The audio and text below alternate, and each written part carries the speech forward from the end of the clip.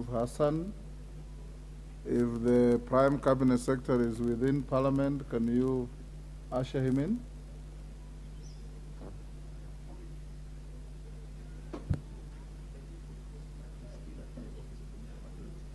What is he doing there?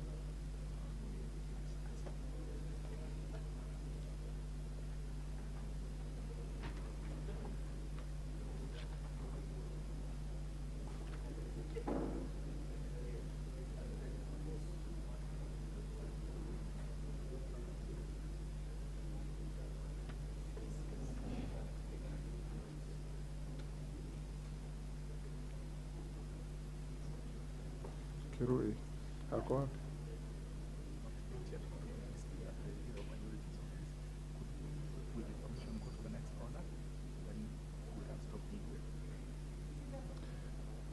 Can we go to order number 8? So we'll come back to order number 7 later. Order number 8, motion, ratification of 3 Hague Conventions relating to matters of children.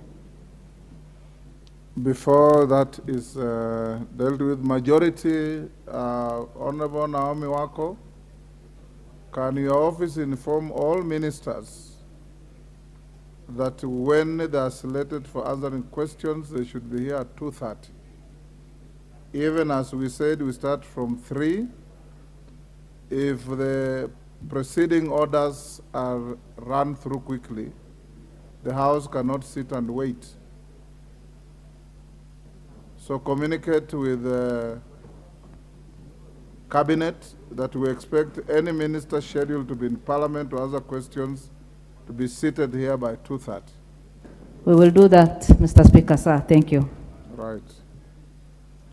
Chairperson, Departmental Committee on Social Protection. Thank you, Honorable Speaker. Honorable Speaker. You will move your motion. Oh, okay. And when the Cabinet, Prime Cabinet Secretary comes in, we'll hold you where you will be. Okay. And deal with questions before we come back to you. Thank you, Honorable Speaker.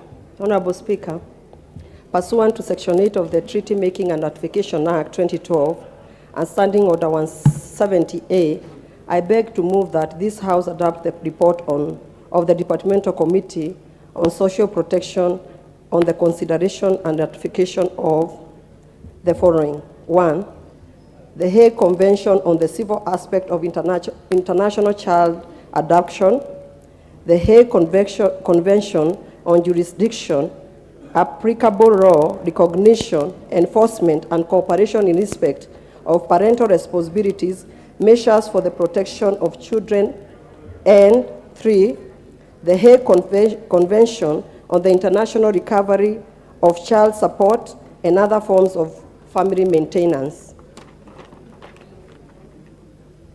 Honorable Speaker, the 3 conventions were referred to. Honorable Alice Nganga, when you move the motion, you first say, I beg to move the following motion and read it word for word as it is on the order paper. Then you start now doing what you are doing.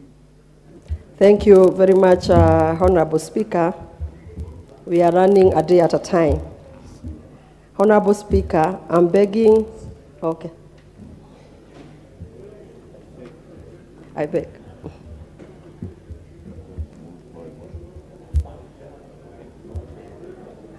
Honorable Speaker. Honorable Alice, maybe I can spare your time. The minister is now here. Okay. You can hold, you'll move your motion immediately after question time. Thank you very much, Honorable Speaker. Sorry for interrupting you. It's okay. Thank you, Honorable Speaker. Let's go back to order number 7. Call out the order. Order number 7, questions and statements. Honorable members, we have 2 questions, 116 and 118 of 2023, both asked by the distinguished member for Kamkunji, Honorable Yusuf Hassan, to the Prime Cabinet Secretary who is in the chamber now. I call upon the Honorable Yusuf Hassan to ask your question. You did come to consult with the Speaker whether you should ask both questions and have them answered together. The direction is no. We deal with one question at a time for purposes of proper record keeping and Hansard. So ask question 116 of 2023. Thank you, Mr. Speaker, for the opportunity to ask this question. I had, in fact, asked you to indulge and allow me to say a warm welcome to my former colleague, the Prime Cabinet Secretary. I would like to ask question 116 of 2023, which is directed to the Prime Cabinet Secretary. Could the Prime Cabinet Secretary explain the efforts that the government is instituting to cushion Kenyans from the unbearable cost of living as a result of rising prices of basic commodities? 2, could he explain what led to the escalation of prices of commodities such as unga, rice, sugar, and other basic food items in the country towards the financial year of 2021 and the current financial year of 2022 and 23? 3, with definite timelines, could the Prime Cabinet Secretary outline immediate measures that the government is putting into place, A, to lower the cost of basic commodities in the country, and B, to reduce the cost of fuel, and C, as well as addressing the depreciation of the Kenyan shilling against other currencies? 4, could the Prime Cabinet Secretary outline the immediate steps the government is taking to stabilize the economy and set the country on a growth trajectory? Thank you, Mr. Speaker.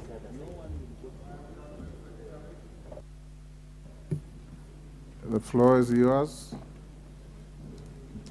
Honorable members, after the question is answered, those who want to ask supplementaries go to intervention. But as usual, the screen is full. I don't know if it is full for this question or for other businesses. But we will find a way of going about it. Prime Cabinet Secretary, please take the floor. Thank you, Mr. Speaker.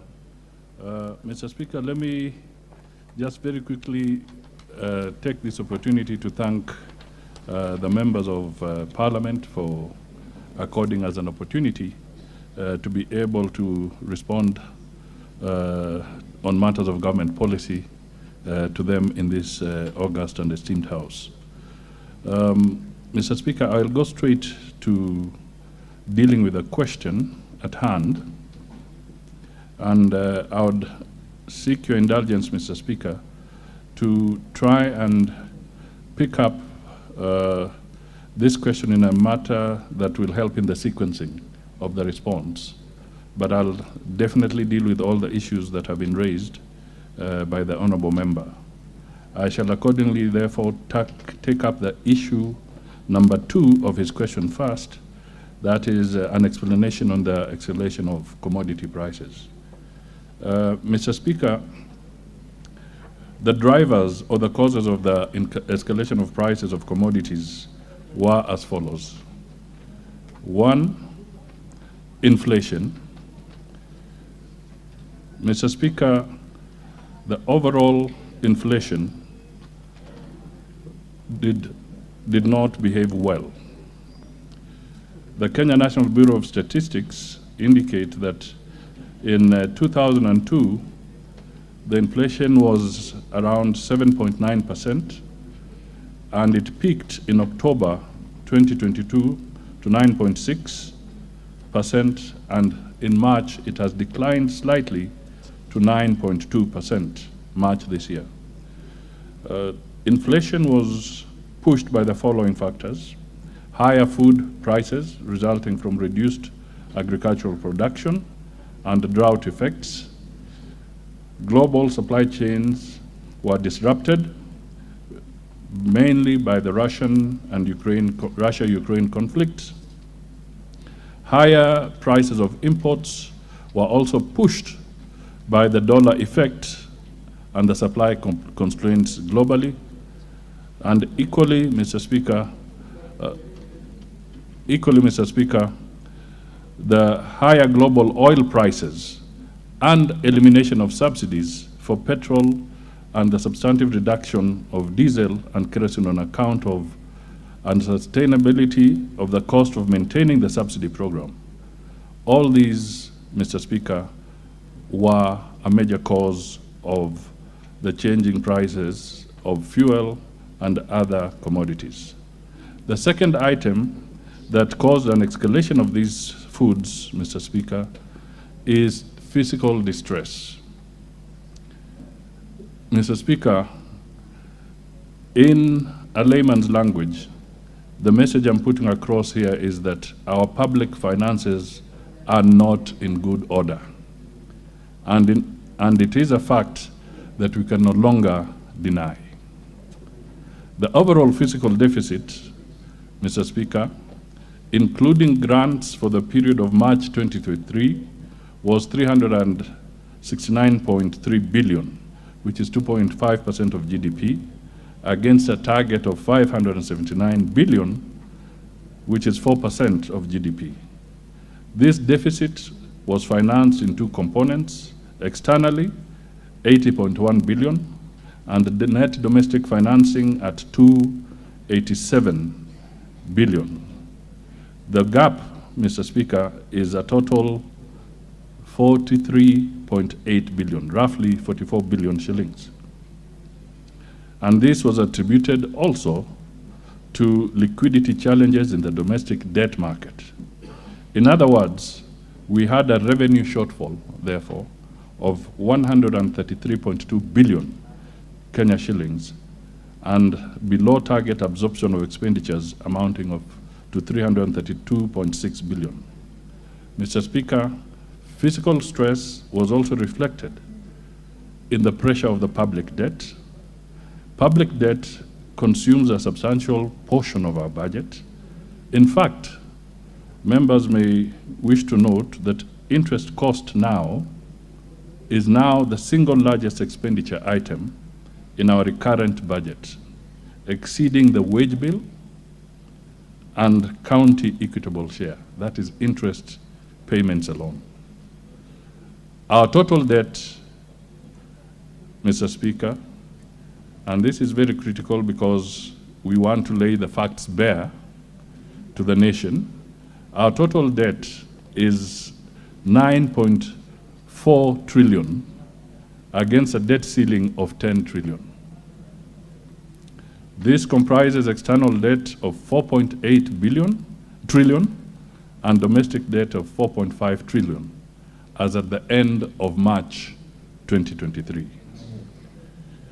The cumulative debt service to external creditors as at the end of March stood at 312.6 billion, and this comprises a principal of 197 billion and interest payment of 115.7 billion. Mr. Speaker, the total outstanding national government pending bills as at 31st December 2022, now I'm talking about pending bills, amounted to 481 billion compared to 467.7 billion as at the end of 31st December 2021. This comprises 400.7 billion, that is 83%. 83% of this is from state corporations alone, and 80.3 billion is from ministries, departments, and agencies. Mr. Speaker, another factor that fueled the problem is the exchange rates. Mr. Speaker, since the pandemic, the exchange rate has helped absorb external shocks and preserve our competitiveness. However, the Kenya shilling has since depreciated against major international and regional currencies. It's exchanged at an average of 134 per US dollar, 134 Kenya shillings per US dollar in the month of April 2023, compared to 117.29 in June 2022. The volatility in the global financial markets has surged amid significant strengthening of the US dollar against major currencies and rapid changes in policy stance in advanced economies in response to inflationary pressures. Mr. Speaker, in addition to the domestic forex demands, they went up on a higher global prices for imported products, mainly food, fuel, and fertilizers. These are now much more expensive. Mr. Speaker, let me also point out that the official foreign exchange reserves have declined from 7,969.5 million. That is 4.4 months of import cover. As of December 2022, the 4 months of import cover as at February 2023, the usable forex reserves declined to 7.1, but the usable forex reserves remained adequate at 6.3 million, 6,531 million US dollars. That is 3.63 months of import cover as at 19th April 2023. This, honorable members, still meets the Central Bank of Kenya statutory requirements to endeavor to maintain at least 4 months of import cover. Mr. Speaker, together these developments have significantly impacted liquidity in the domestic forex market. In particular, the interbank forex transactions have declined, limiting price action in that market. The exchange rate, honorable members, impacts directly on the cost of living in Kenya as imported goods and services have become more expensive. Mr. Speaker, let me also touch on particular causes of the escalation of food prices from 2022 and 2023. Mr. Speaker, the country has experienced a prolonged period of drought over the last 2.5 years. From the year 2020 to 2023, which has been recorded as the worst drought in 40 years. The performance of the 2022 long rains was poor in parts of the country, which was followed by crop failure in the Asals during the short rain season. The anticipated relief from the October, November, December 2022 short rains season was not realized, except for pulses due to the prolonged drought that resulted in a 6th failed rain season. This scenario reduced the annual maize production, creating a higher national deficit of about 34% in 2022 compared to 28% in 2021. Mr. Speaker, I would like to let the House know that the country recorded the lowest maize production in 10 years. The lowest production of maize in 10 years. We managed to get, as a nation, 34.4 million bags, which is 3.1 million metric tons in 2022.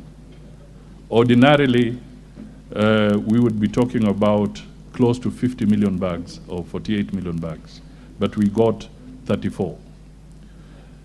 The country also lost approximately 2.5 million heads of livestock due to the drought effects. Mr. Speaker, it is therefore important to note that the onset of the current rain season and associated flash floods has also occasioned further loss of livestock of unknown value, and a planned rapid assessment will determine the actual cause. That means the government is planning to have a rapid assessment to determine the actual loss. Mr. Speaker, extreme climate change events, growing population, rising food prices, and other environmental stressors have emerged as key drivers of food insecurity and malnutrition. It is further acknowledged that the supply chain disruptions of 2020 to 2022 due to negative global events, that is COVID-19 pandemic and its lingering effects, the impact of the Russia-Ukraine conflict, and high fuel prices have increased the percentage of food insecure populations. Mr. Speaker, in my written statement, I've endeavored to share specific data on this particular question, but I'll not go through with that. Let me now pick up the issue of what is the government doing, or what measures has the government taken to cushion Kenyans from the high cost of living occasioned by these rising prices of basic commodities. Mr. Speaker, the first step is to focus on enhancing food security. The government aims to achieve food self-sufficiency and reduce imports through increased production and productivity of all staple food crops, including stepping up production of oilseed crops such as sunflower and sesame. The March, April, May 2023 rain season is predicted to be normal, and we thank God for that. We intend to maximize our production potential for the rain-dependent grain-producing areas. The first significant harvest of grain is expected to enter the market in August 2023. Mr. Speaker, we also have some short-term measures to address the food security situation. The government has taken the long-term, sustainable approach of resolving the cost of living predicament by subsidizing production instead of consumption. However, there are a number of immediate interventions that are aimed as short-term solutions to the high cost of living, and at the same time build momentum for the long-term approach. Key to this, Mr. Speaker, is the fertilizer subsidy program. During the 2022-23 short rain season, the government availed 3.1 million bags of fertilizer worth Kenya shillings 3.5 billion to improve farmers' uptake and agricultural yields. In the current long rain season, the government has launched the enhanced e-voucher fertilizer subsidy program, through which it has availed 6 million 50 kilogram bags of subsidized fertilizer worth Kenya shillings 15 billion, retailing at a cost of Kenya shillings 3,500 per bag, down from the market price of 6,500 per bag, representing a subsidy of Kenya shillings 3,000 per bag for fertilizer. To date, Mr. Speaker, 2,246,000 e-vouchers have been issued to registered farmers. As at 22nd April 2023, 28 counties were participating in the maize and coffee value chains. The total digitally registered farmers in these counties was 2,332,000 farmers. In these counties, 1,960,000 50 kilogram bags of fertilizers have been bought, and by a total of 271,684 farmers. Subsidized fertilizer for tea and coffee farmers has also been organized under the same program. And Mr. Speaker, again, I'll table some data or statistics on how this fertilizer has been distributed across the counties. Mr. Speaker, another intervention from the government is the provision of duty waivers on food imports. To bridge the food stocks deficit and stabilize the high food commodity prices, the government has granted duty waiver for importation of 1.4 million metric tons of white maize, 600,000 metric tons of rice, 500,000 metric tons of yellow maize, largely to be used for production of animal feed, 200,000 metric tons of soya beans, 300 metric tons of soya bean meal, 1,600 metric tons of assorted protein concentrate, and 40,000 metric tons of feed additives, effective from 1st February to 6th of August 2023. Mr. Speaker, you will note that this program is being put in place to end before the Kenyan farmers' harvest season begins. Mr. Speaker, the duty-free maize imports will temporarily reduce the high cost of maize and flour for consumer benefit in the short term. However, the cost of food will be dictated by supply and demand, which is the key focus of the Kenya Kwanza government.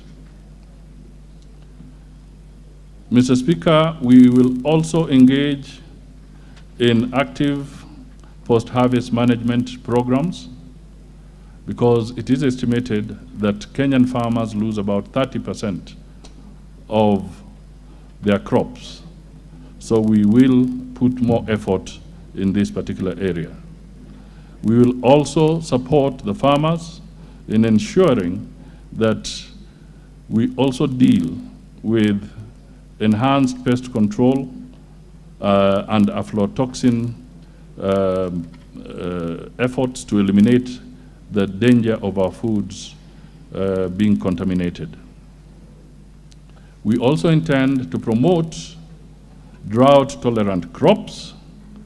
Mr. Speaker, in the current year, over 250 metric tons of assorted drought-tolerant seeds valued at Kenya shillings 50 million have been distributed in Embu, Meru, Makwiny, Machakos, Tharaka Nithi, Murang'a, Nyeri, Siaya, and Busia counties.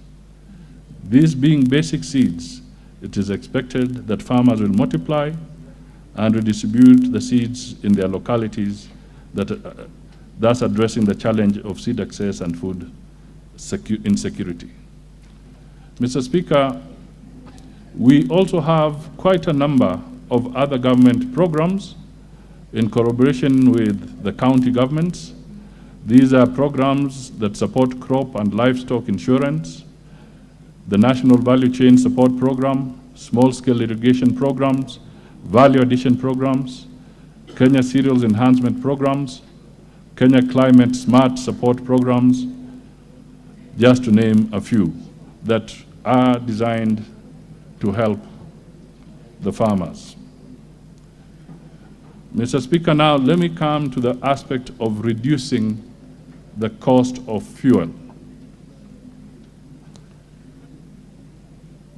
The government has done the following. First, the government has lifted the moratorium on power purchase agreements as a way of enhancing the country's energy security by opening up the energy sector to continued investments and leveraging on the market forces of demand and supply. However, the price benefits will not be immediate due to other exogenous factors. Secondly, Mr. Speaker, prior to April 2023, the government imported all its petroleum product requirements through the open tendering system. The monthly requirement, and I think this is very useful for the members, the monthly requirement is approximately 700 240,000 metric tons of fuel. That is monthly. And this translates to, in monetary terms, it translates to about 70 million US dollars per month. All these petroleum products imports were paid for in US dollars, which put a strain on the government's forex reserves and caused a huge deficiency in availability of US dollars, causing depreciation of the Kenya shilling.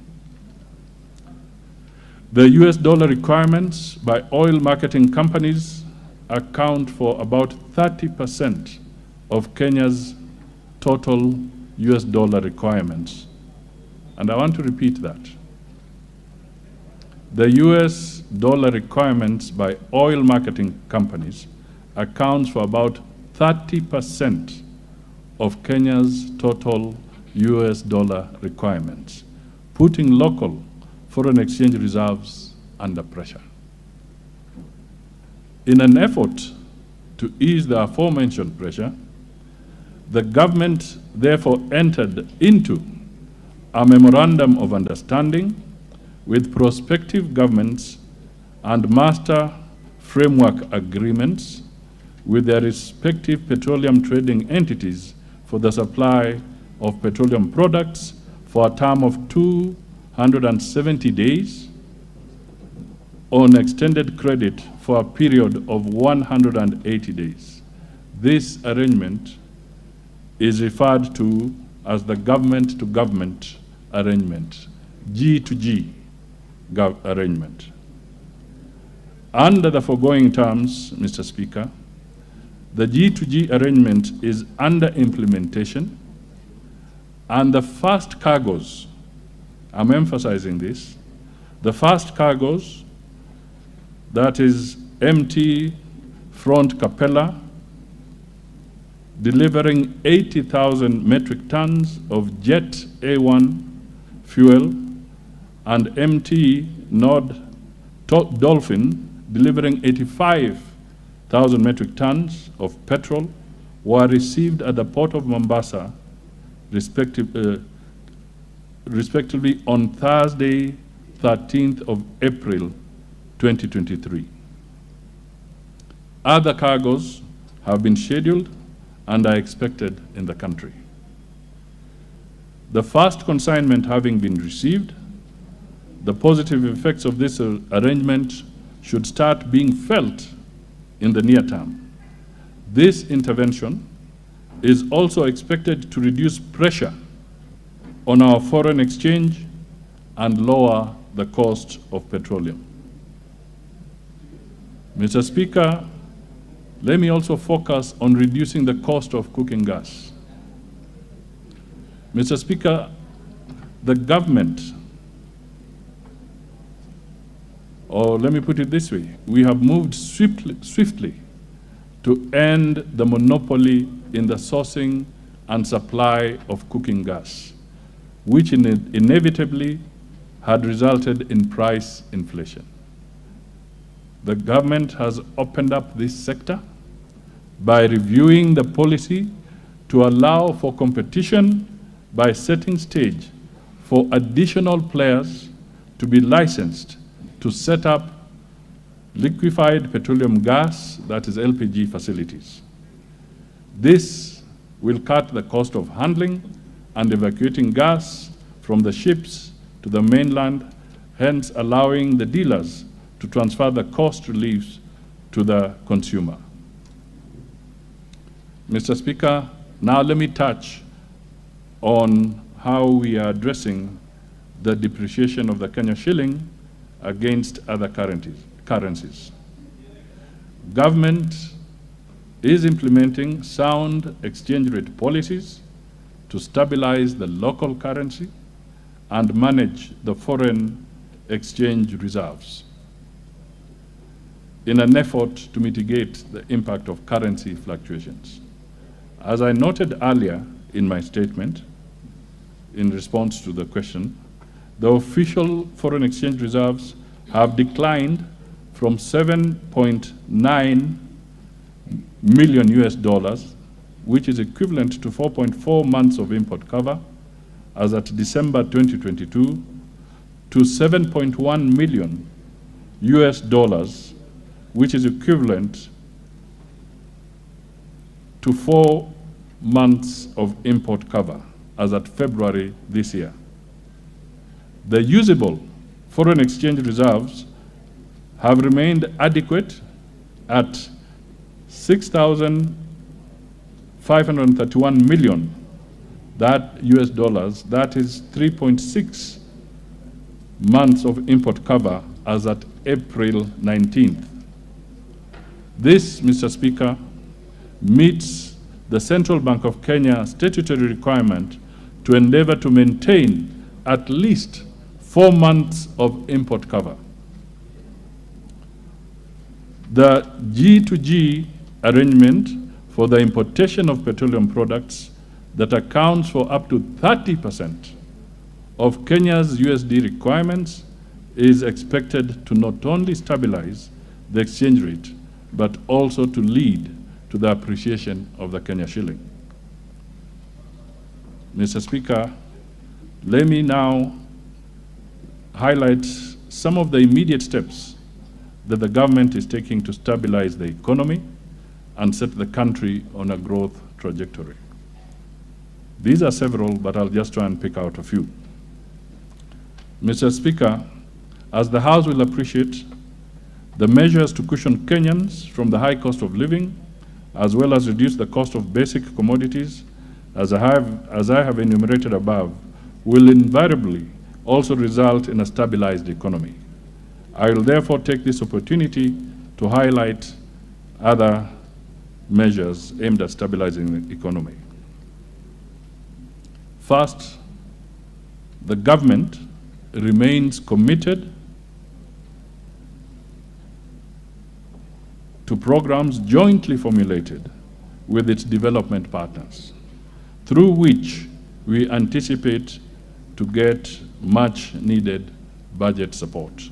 And I believe when the Cabinet Secretary for Treasury will be speaking to Parliament in a few weeks' time, he will elaborate on this.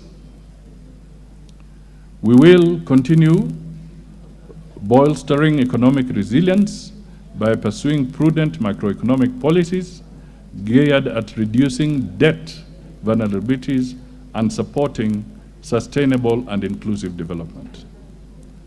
Mr. Speaker, through the Fiscal Consolidation Program, we aim to continue with our revenue mobilization and expenditure prioritization policies geared towards economic recovery. This will support sustained, rapid, and inclusive economic growth and safeguard livelihoods, thus creating a physical space for the implementation of government priority programs. With inflation remaining above the target band, our monetary policy will remain focused on maintaining price stability by resisting the pass-through of second-round effects from higher food and fuel prices to other prices and keeping inflationary pressures well anchored. Over the medium term, inflation is expected to return to the midpoint of 5% of our target band. Our target band is 2.5 to 7.5%. The central bank, on its part, has proactively tightened its monetary policy stance to prevent second-round effects and keep inflation expectations anchored. The CBK rate was raised to 9.5% in March 2023. This is expected to gradually reduce inflation in the coming months. The exchange rate flexibility has worked as a shock absorber in the face of a variety of external shocks and will continue to do so to help support our competitiveness, protect reserves, and facilitate efficient functioning of our domestic foreign exchange market. Mr. Speaker, these policies are mutually reinforcing in support of maintaining macroeconomic stability and resilience, ensuring fiscal and debt sustainability, and enhancing buffers against external shocks.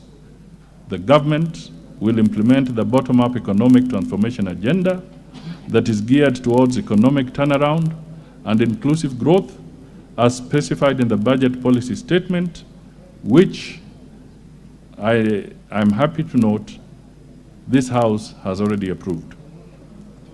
Finally, it is important to take cognizance of the functioning of markets, especially on the supply side, where there are threats to market like political unrest, strikes, and maandamano. The functionality of the markets is impaired, thus slowing down economic recovery. Mr. Speaker, I pause there so that I can take up some supplementary Thank you, Prime Cabinet Secretary. Before I call on Yusuf to fire his first supplementary, allow me, honorable members, to acknowledge in the Speaker's Gallery, Mandera County Assembly officers of the Assembly from Mandera East. You may stand to be acknowledged. Thank you. On my behalf and on behalf of Parliament as a whole, we welcome you. In the public gallery, I acknowledge the presence of the following institutions: Africa Youth Leadership Forum from Dagoretti North, Nairobi; Pendo Youth Group from Konoin in Bomet; Kwanjenga Primary School from Embakasi South, Nairobi; and the Goshen Academy from Kuria West in Migori. Again, on my behalf and your behalf, honorable members, we welcome the four institutions to the House of Parliament. Honorable Hassan, you may ask your supplementary question. Thank you, Mr. Speaker. I would like on the outset to say that while the Prime Cabinet Secretary has outlined the long-term measures that the government is hoping to benefit from and jumpstart our economy, I have not really had adequate steps that the government would take to unrest the cost of living in the short term and in the medium term. It is good to provide fertilizers to our farmers, but 30% of our population live in urban centers where they are suffering from the high cost of living.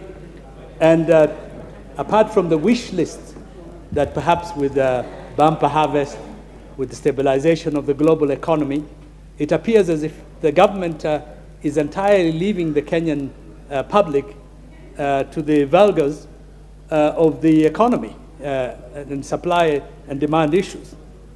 The second point I also wanted to speak about is, since the Prime Cabinet Minister has highlighted the runaway debt crisis in the country, our escalating national debt is like an albatross, which, if not handled with care and seriousness, the seriousness it demands, could choke the life out of our national economy and undermine our national development.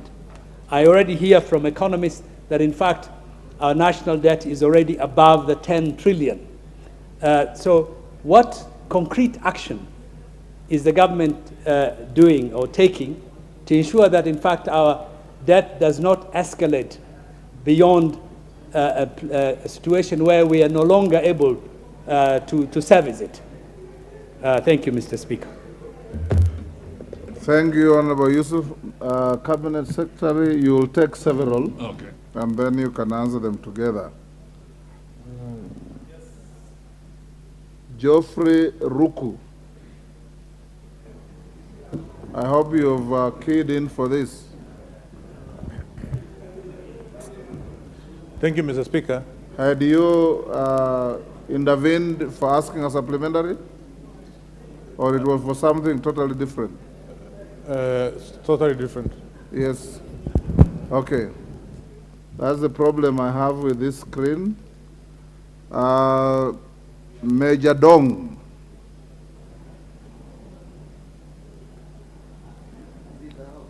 Major Dong is there. Is there? Give him the... Thank you, Mr. Speaker. I would like to ask Prime Cabinet Secretary a supplementary question. Could the Prime Cabinet Secretary confirm whether the subsidy fertilizer that the government supplied is going to be a continuous process?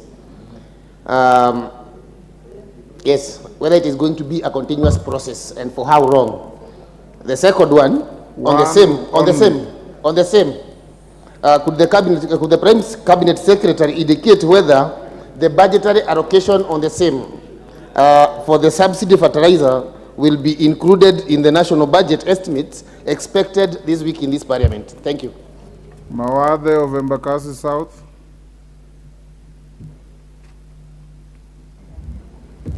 Thank you, Mr. Speaker.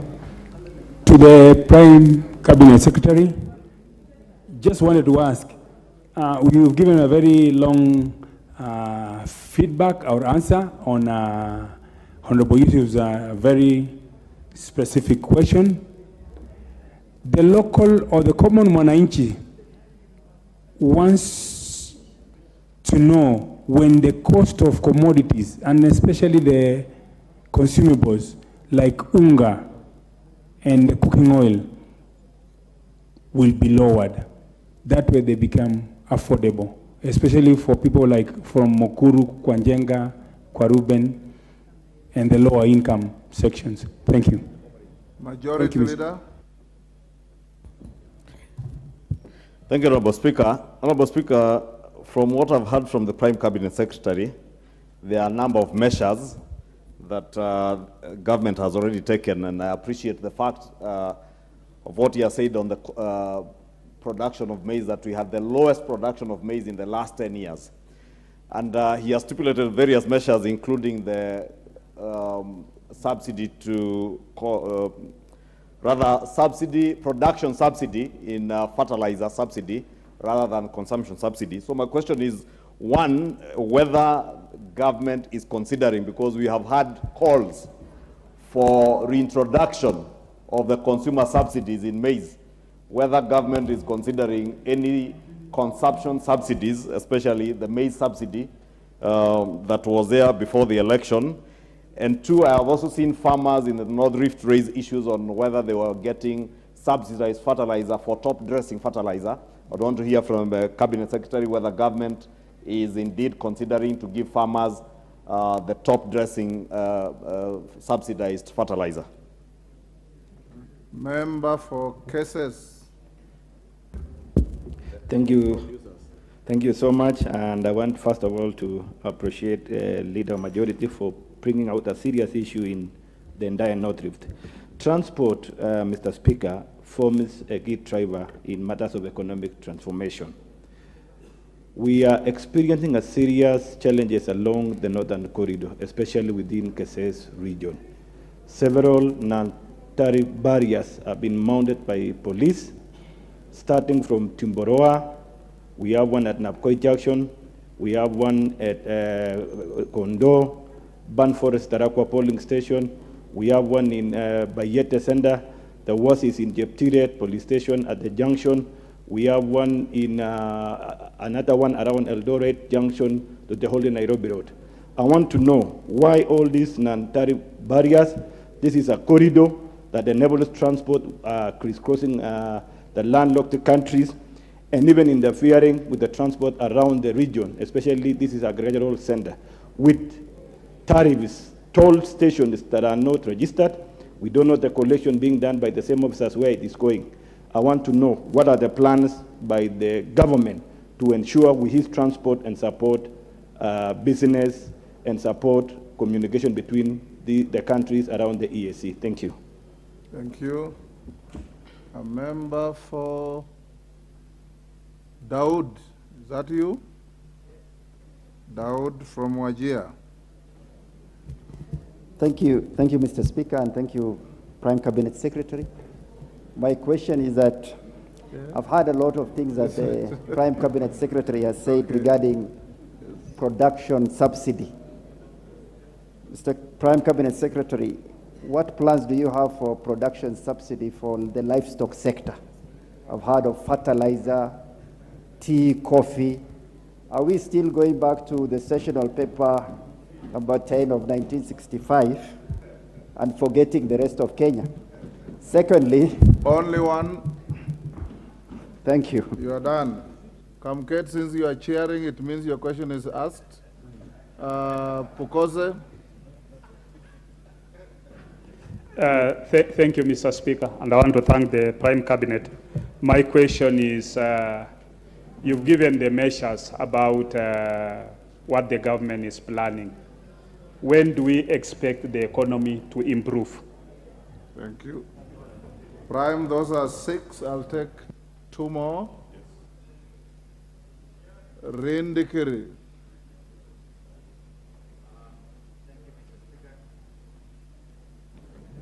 Thank you, Mr. Speaker. Could the Prime Cabinet Secretary tell us why the government has not considered supplying seeds to the farmers together with fertilizer? Mr. Speaker, I think that's very important. You supply the fertilizer, but you don't supply the seeds, knowing that the farmers have gone for a long time without lanes, and therefore they didn't have the seeds that they can use for fertilizer. Thank you. Women Rep Kwale. Is that Mombasa or Kwale? Mombasa. You know you look alike with your colleague from Kwale. Asante sana Bwana Spika. Swali langu laenda kwa Waziri Mkuu.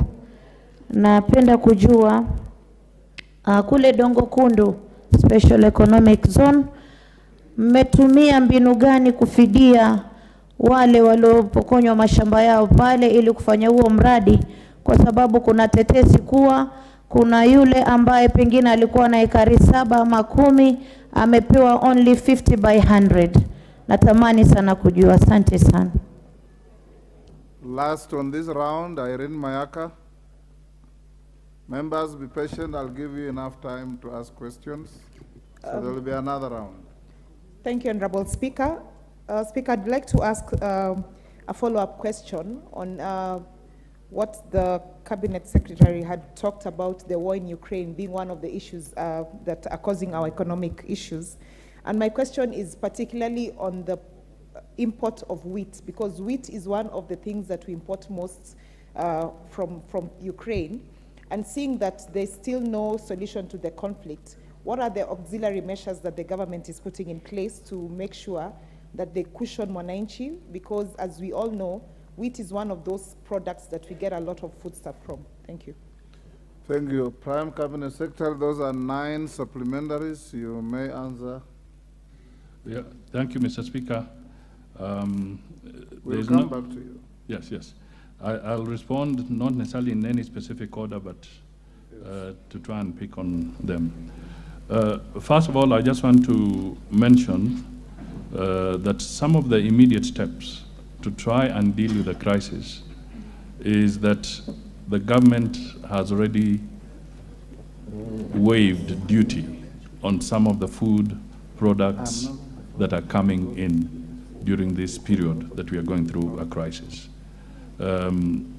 Mr. Speaker, the records we have is that in this process of waiver, the government has waived close to the equivalent of 10 billion Kenya shillings worth of food coming in. What is critical is that we have a record, although I may not have it with me at this point in time, but we have a record of the people who have imported. And my message to them is that we look forward for them to immediately pass the benefit of that duty waiver to the consumers, to the citizens. If they do not, then it will mean that some other steps would have to be taken. So I want to make it very clear to all those who have been part of the program where duty waiver has been granted to make sure that they do not delay in passing over that benefit to the ordinary mwananchi. Mr. Speaker, the issue of the debt crisis, very soon, and I think there's a bill that is either before the House or it's about to come, where we want to adjust the law so that we can move away from a debt ceiling and to start talking about the anchor, debt anchor.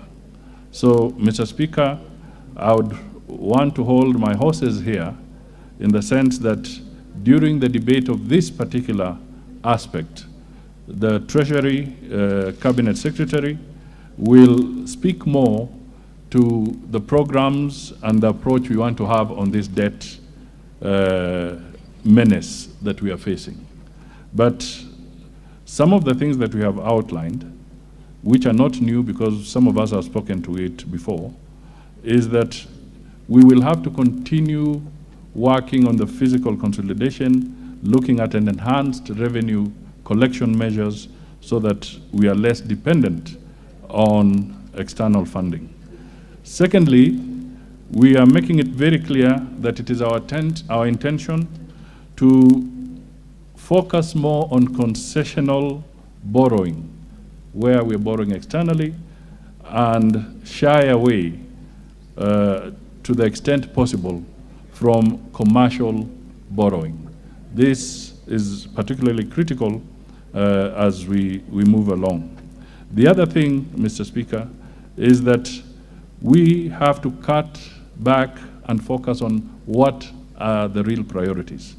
And you will recall that in the very early days of the President Ruto's government taking up office, he did make a pronouncement that he was cutting back about 300 billion Kenya shillings of expenditure programs that were not regarded as priority expenditure.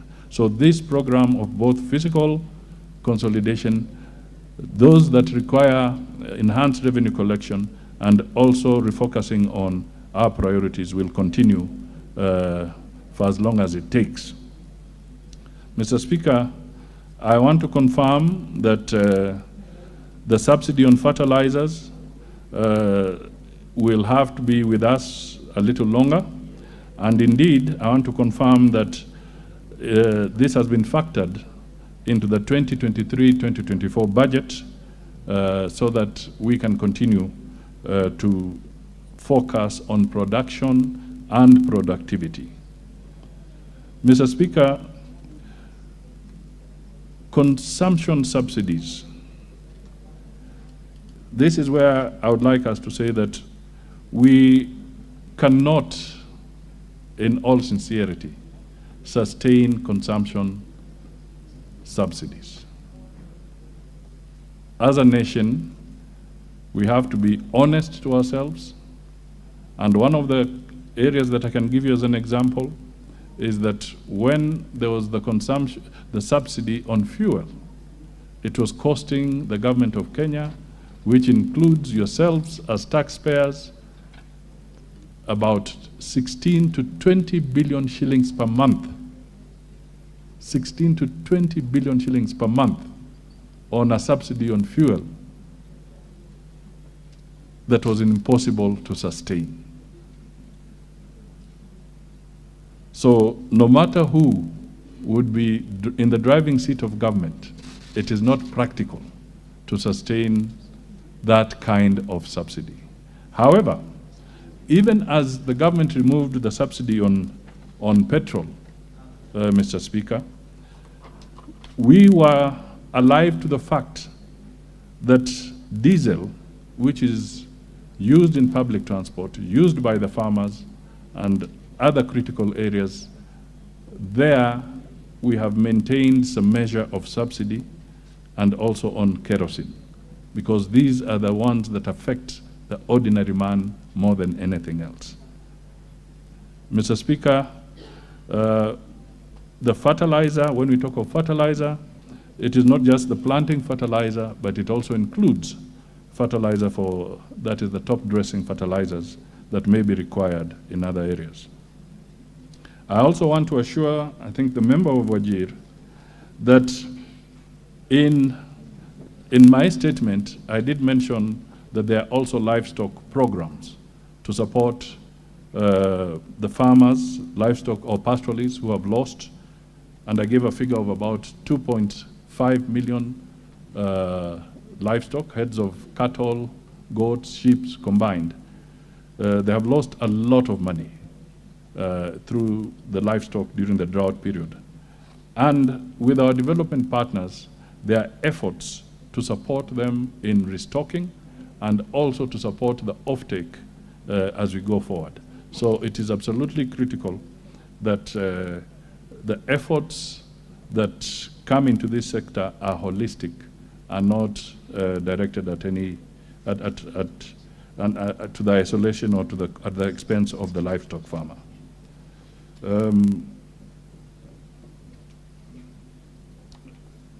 Now, let me see if I can pick up something else.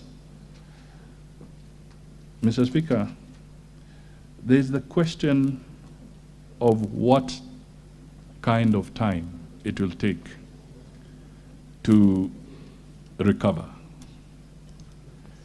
I want to be very honest to this House and to the Kenyan people, and having had an opportunity to have served as a Minister for Finance before, in a moment of crisis, I want to state to the Kenyan people that we are in this for a long haul. The circumstances that we are in cannot be wished away like instant coffee. And I've said this quite a number of times.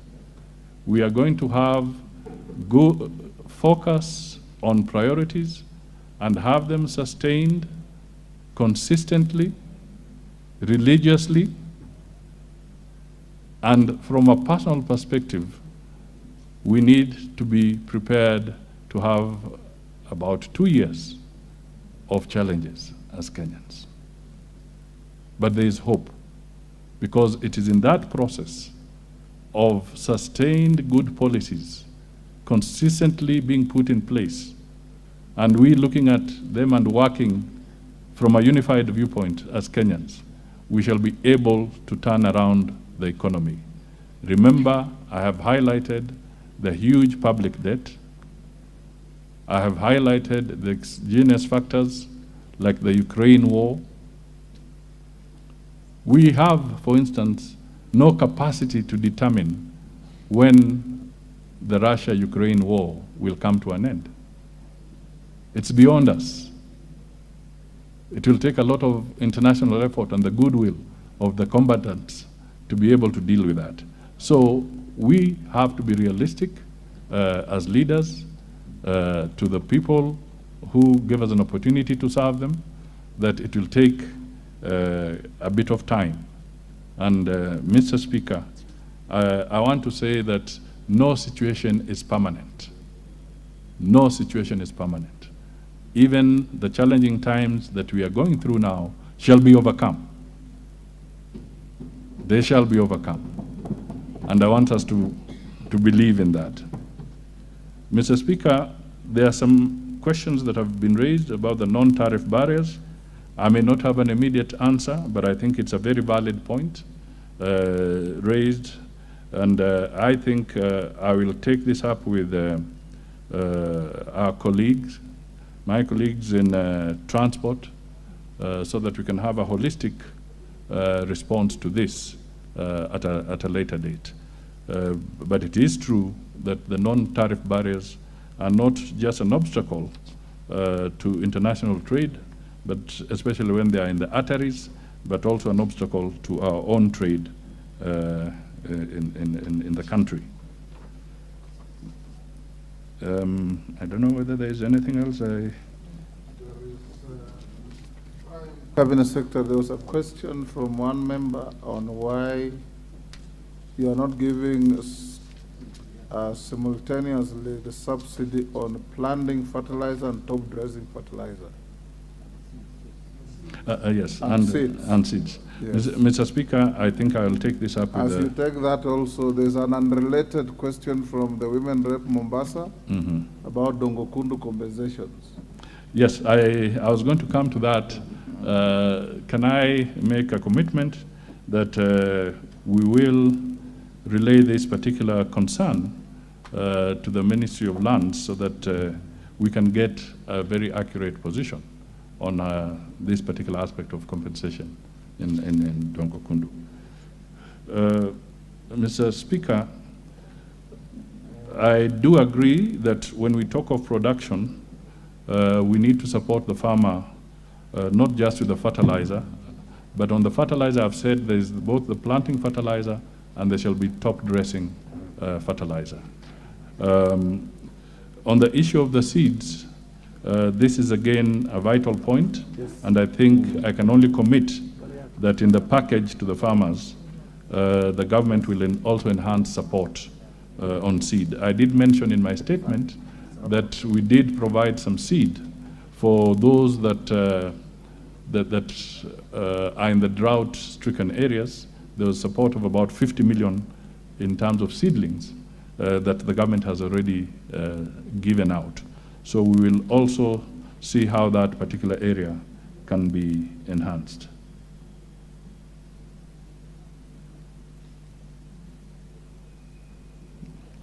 Good. Thank you. We'll take another round. Member for Kipkelion West, Hillary.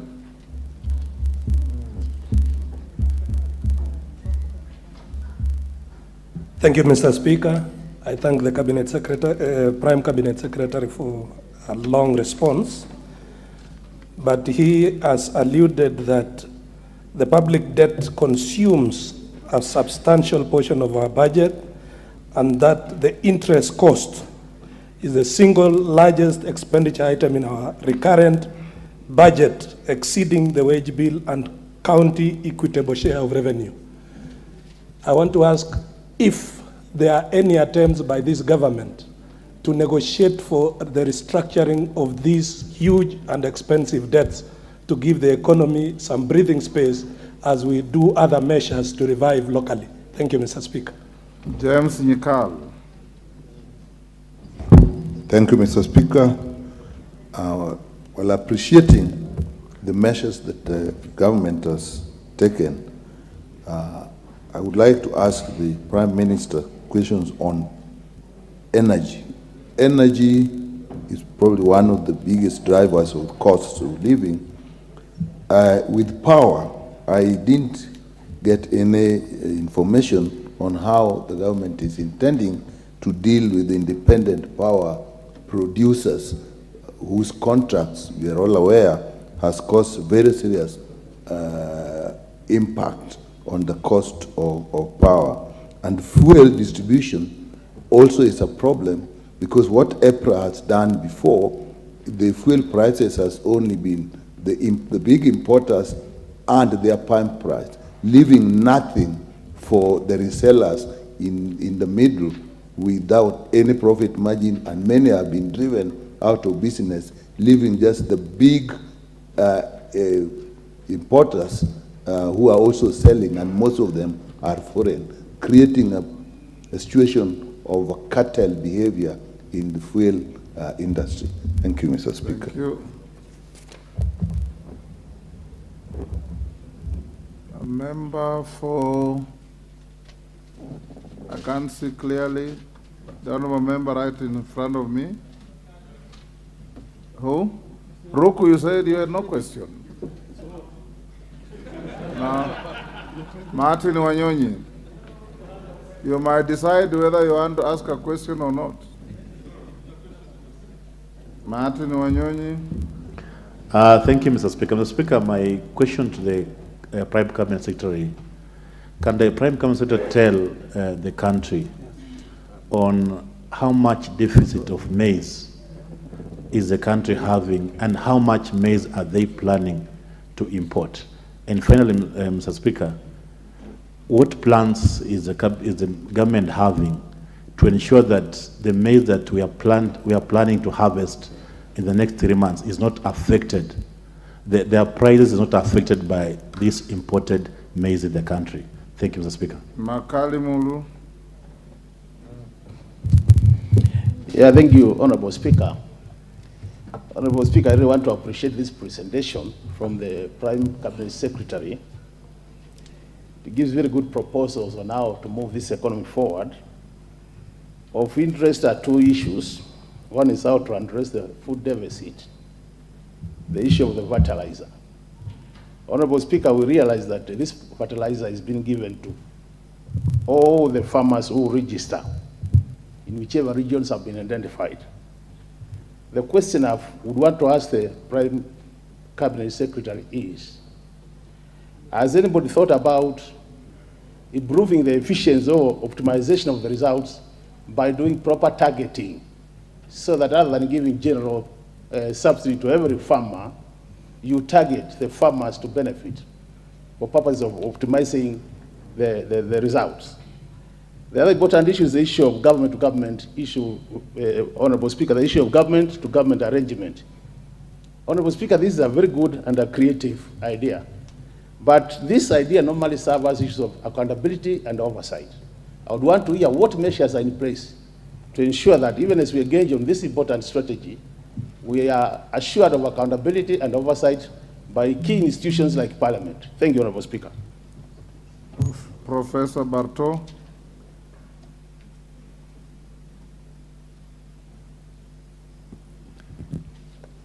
Thank you, Mr. Speaker. I appreciate the fact that farmers were given subsidized fertilizer during the planting season. But my question is, the Prime Minister has rightly said they support the farmer all through from the planting season all the way. But unfortunately, the top tracing fertilizer currently is selling at 3,500, which is very high compared to previously when it was below 2,000. Are there plans to bring down that top tracing fertilizer to affordable price to the farmers? Because this is the time they are supposed to be top tracing, and it is very crucial, but unfortunately, the fertilizer is very expensive. Thank you. Bensouda, what is out of order? Kamket? What is out of order, Kamket? Mr. Speaker, I don't know whether you've heard, Mr. Speaker, the Honorable Lady refer to the Prime Cabinet Secretary as Prime Minister. And even Professor Nyikal indeed refer to the Prime Cabinet Secretary as Prime Minister. Mr. Speaker, do we have the Prime Cabinet Secretary here, or we have a Prime Minister? I would rather you get preoccupied with substance than form. Bensouda.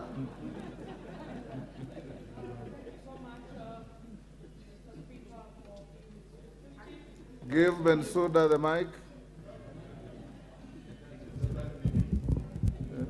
Thank you so much, Mr. Speaker, for giving me this opportunity. And I think we are discussing very fundamental issues. I want to appreciate what has been presented, but Mr. Speaker, I also want to say or state categorically that the presentation appears too theoretical. I'm not seeing how it is going, the presentation, how it is going to practically address the Kenyan issues in the short term. Long term, we can wait to see and hope, as has been put. But remember, Kenyans are suffering. So my first question is... Only one, so you don't have a first. Okay. But you allow the commas in between because they are subsequent of my question, Mr. Speaker. Yes. I want to ask on the demystification of the monetary policy, because the Kenyans are watching us, asking questions, getting responses, clarifications. So could we have clear demystification of the monetary policy in practically addressing the economic situation and also ensuring that what mitigation approaches or strategies do we really have that are going to pull down the economic situation and ensure that food and fuel and any other subsidy is brought practically. Because what I've been presented for is not really convincing. We are still living in the future, Mr. Speaker, and yet if you would have at least a strategy that will cushion in the short term, that we agree to elevate in the midterm, and so be told what is it that is left for the long term. Thank you, Mr. Speaker. Major Aso. Thank you very much, Honorable Speaker. PCS, when you outlined your response, you say one of the problems is dollar supply. In a recent committee visit to the US, our engagement with the diaspora, it came out that many Kenyans out there, they want to invest in this economy. And one of their investment is to put dollars into this economy. What is it that the government is doing to approach those Kenyans and without any much bureaucracy that will be able to have enough dollar supply from Kenyans out there? Thank you, Mr. Speaker. Kakai Bissau. Thank you, Mr. Speaker, for giving me this opportunity. For the Prime Cabinet Secretary, thank you also for the quick overview and honest feedback to this House. But my question is, you talked about 2 years. We have to really fasten our belts, waiting for the hard times. But my question is, you mentioned about the ship having docked on the 13th of April. Now my question is, yes, G2G is a good initiative, but based on the LTAs, the Master Long-Term Agreements that have been signed, will you be specific on what is our expectation in the short term in terms of the liter of petrol, liter of diesel, and most importantly, kerosene, based on the ships that have docked? Because I'm sure there was some simulation, some numbers were cracked, and I'm sure there's something you've worked out to ensure that we have specific in terms of cost. And finally, from the maize production area, with a target of 50 million bags, but we ended up with about 34 million bags. I would like you to reassure this House that for the recently received fertilizer, it's been tested and is going to ensure that it's a bumper harvest. Because I know in most cases we are talking about the weather, the rains, but I would also like you to reassure us that the fertilizer that we've received is actually going to ensure we have a bumper harvest. Thank you. The last on that batch, Mwengi Mutuse. Thank you, Mr. Speaker. Briefly, I wanted to find out from the Cabinet Secretary, from the Prime Cabinet Secretary, whether indeed there are plans by the government to contract farmers in Zambia to plant maize on our behalf, and if there are those plans, why the same cannot be done with the lands that are idle under ADC, Kenya prisons, and also with local farmers. I thank you, Mr. Speaker. Prime Cabinet Secretary, you can answer those 10. Thank you, Mr. Speaker. Let me pick up a little bit on the issue of energy, because a number of members have raised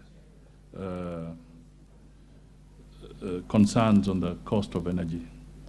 Mr. Speaker, in my statement I did say that one of the things that we are pushing is to open up the energy sector for more players to come in, so that we move away from having a club of a few players in this particular sector. And I gave the example, for instance, of the LPG gas, so that we have more players coming in.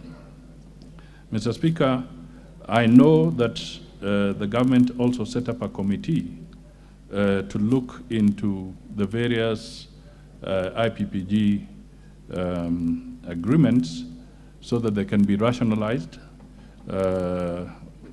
in accordance with the terms of those agreements.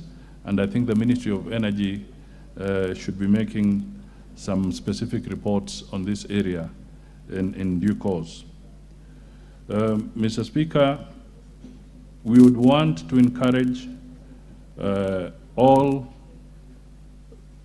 even the big traders working alongside the small traders in this sector. So we are going to be strong on encouraging market free and competitive processes in this sector, save for a situation where we are going through this crisis. Now, Mr. Speaker, when we talk of energy, we also talk of electricity. And I have highlighted two key factors. One is that the exchange rate has taken a beating, the Kenya shilling has taken a beating, and this feeds in the cost of fuel, even in the cost of diesel, and ultimately, even in the cost of electricity. So these are factors that we have to take into account. Mr. Speaker, it is important to also know that we are diversifying as a nation.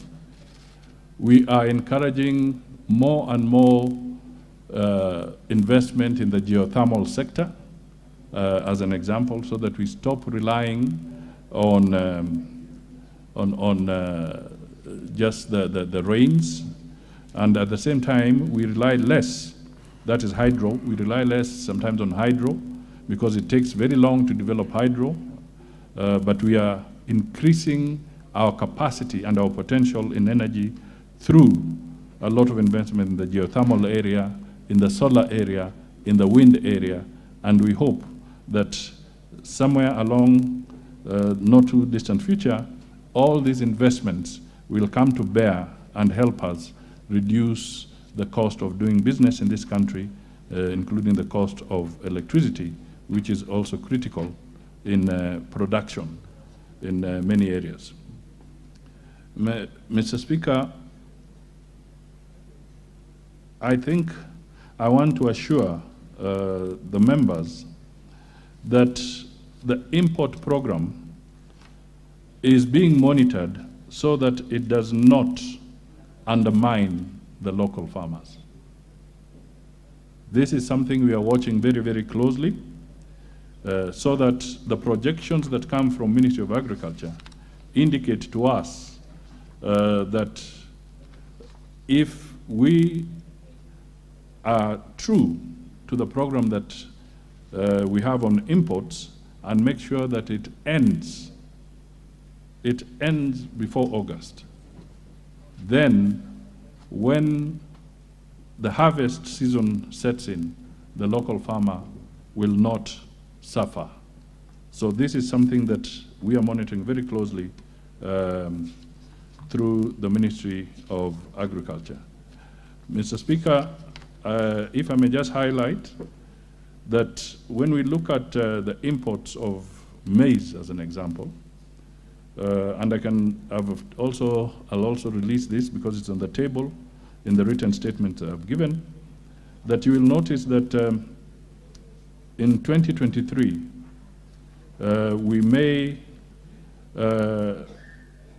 have about 2.4 million bags of maize coming in as an example, and about 3.6 on wheat, and rice we could have about 4.8 million. All these cumulatively will come to about 10.9 or 11 million bags of cereals that are coming in around the staples. We also project to import this year close to maybe 240 million bags of beans as well. Mr. Speaker, this is a cycle, and it's so important that when we engage in the import program, you are looking at timely delivery of whatever is required, and it should not coincide with the local harvest. The targeted distribution, Mr. Speaker, when all this food is being distributed, we have a lot of good data through the Ministry of ASAL, as an example, and also Ministry of Agriculture, where they're able to map out very clearly which are the areas that are most needy And Mr. Speaker, they've been doing quite well on this in supporting the people who require food in terms of support. And over 4 million Kenyans across the country, in different counties, have benefited from interventions through government support, including also support from some of our development partners. We have been able to feed close to 4.5 million Kenyans during this crisis period. So there is some order in that process.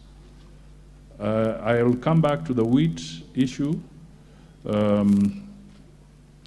As we said, Russia and Ukraine that are in a state of war, we don't know when that will come to an end, but clearly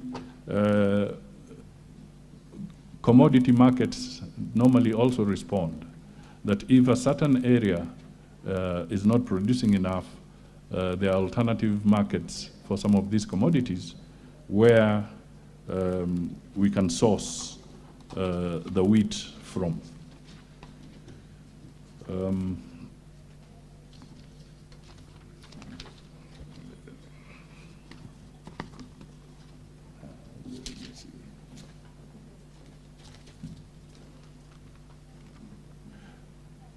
Mr. Speaker,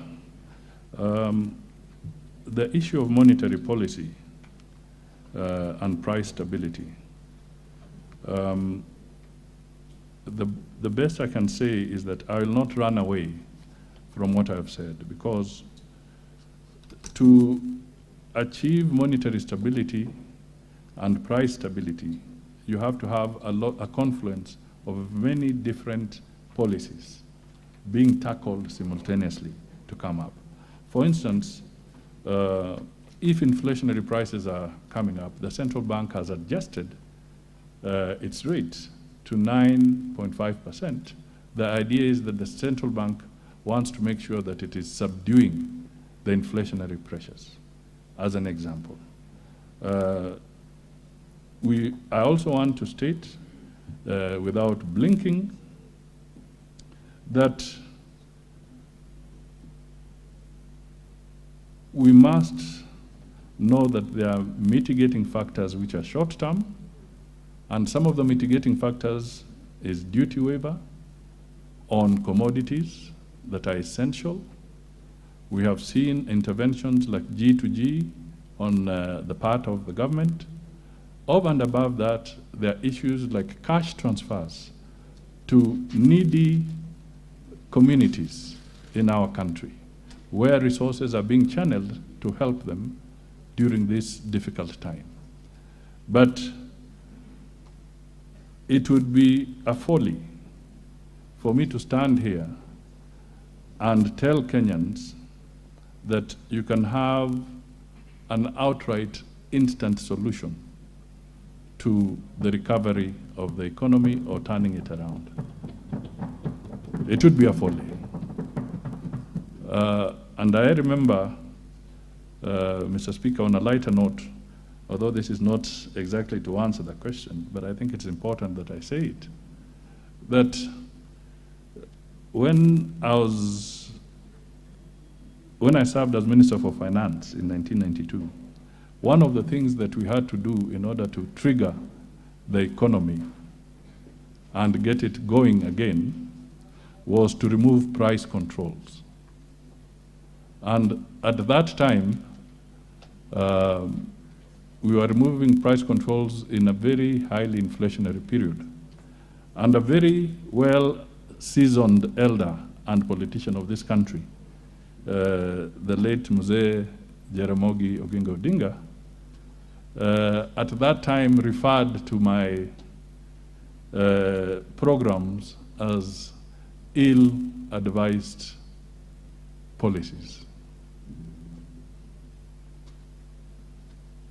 That was not a simple person speaking, but he said it was an ill-advised policy. But Mr. Speaker, it was the kind of painful decisions that we had to take in order to start turning the economy around. So as we speak here, we will have short-term mitigation factors like the duty waiver and so forth, but then we must also get out of duty waiver, because we cannot live with duty waiver forever. We also need revenues. So it's an intervention that comes in for a short space of time. And then after that, we have to exit it and make sure that we are collecting what is supposed to be done.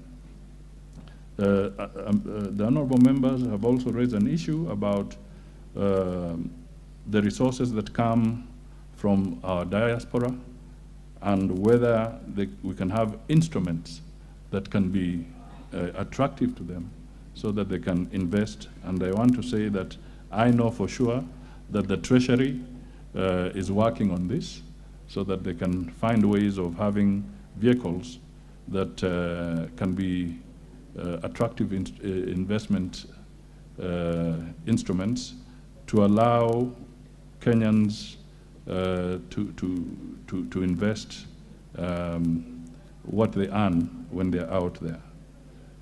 So sooner or later, I think there'll be some pronouncements coming on this in this particular area. I do not want to preempt.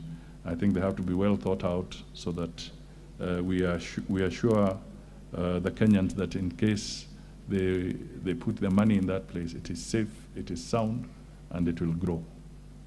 That is what I can say. Mr. Speaker, I think Thank you. Let's take honorable members, those who want to ask questions on this. Yusuf's next question is very closely related to this. I'll still give you a chance, and I'll allow you to wander back to this as well. Yusuf, you may ask question 118. Order, Yusuf. Thank you. Makali Molu, what's the problem?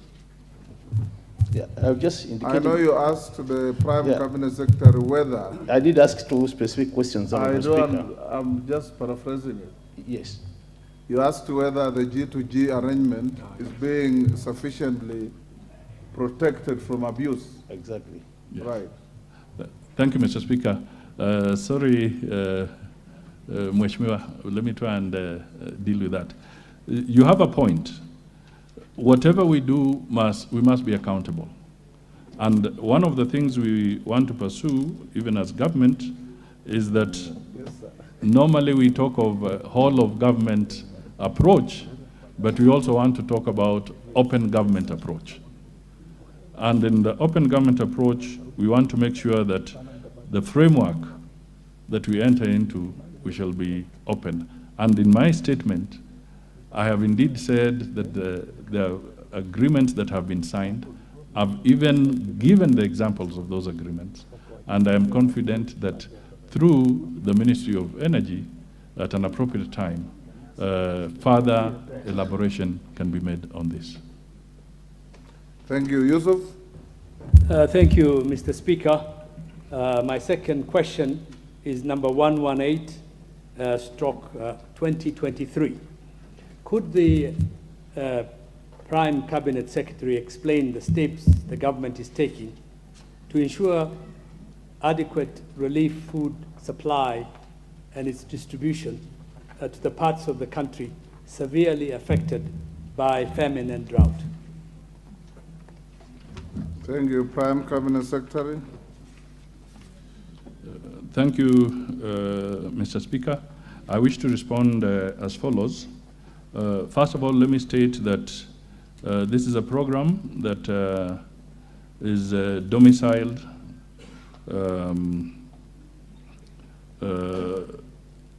within the Ministry of the East African Community and the ASALs. And they have been doing a good job, Mr. Speaker. But for purposes of record, I just wish to highlight the following statistics.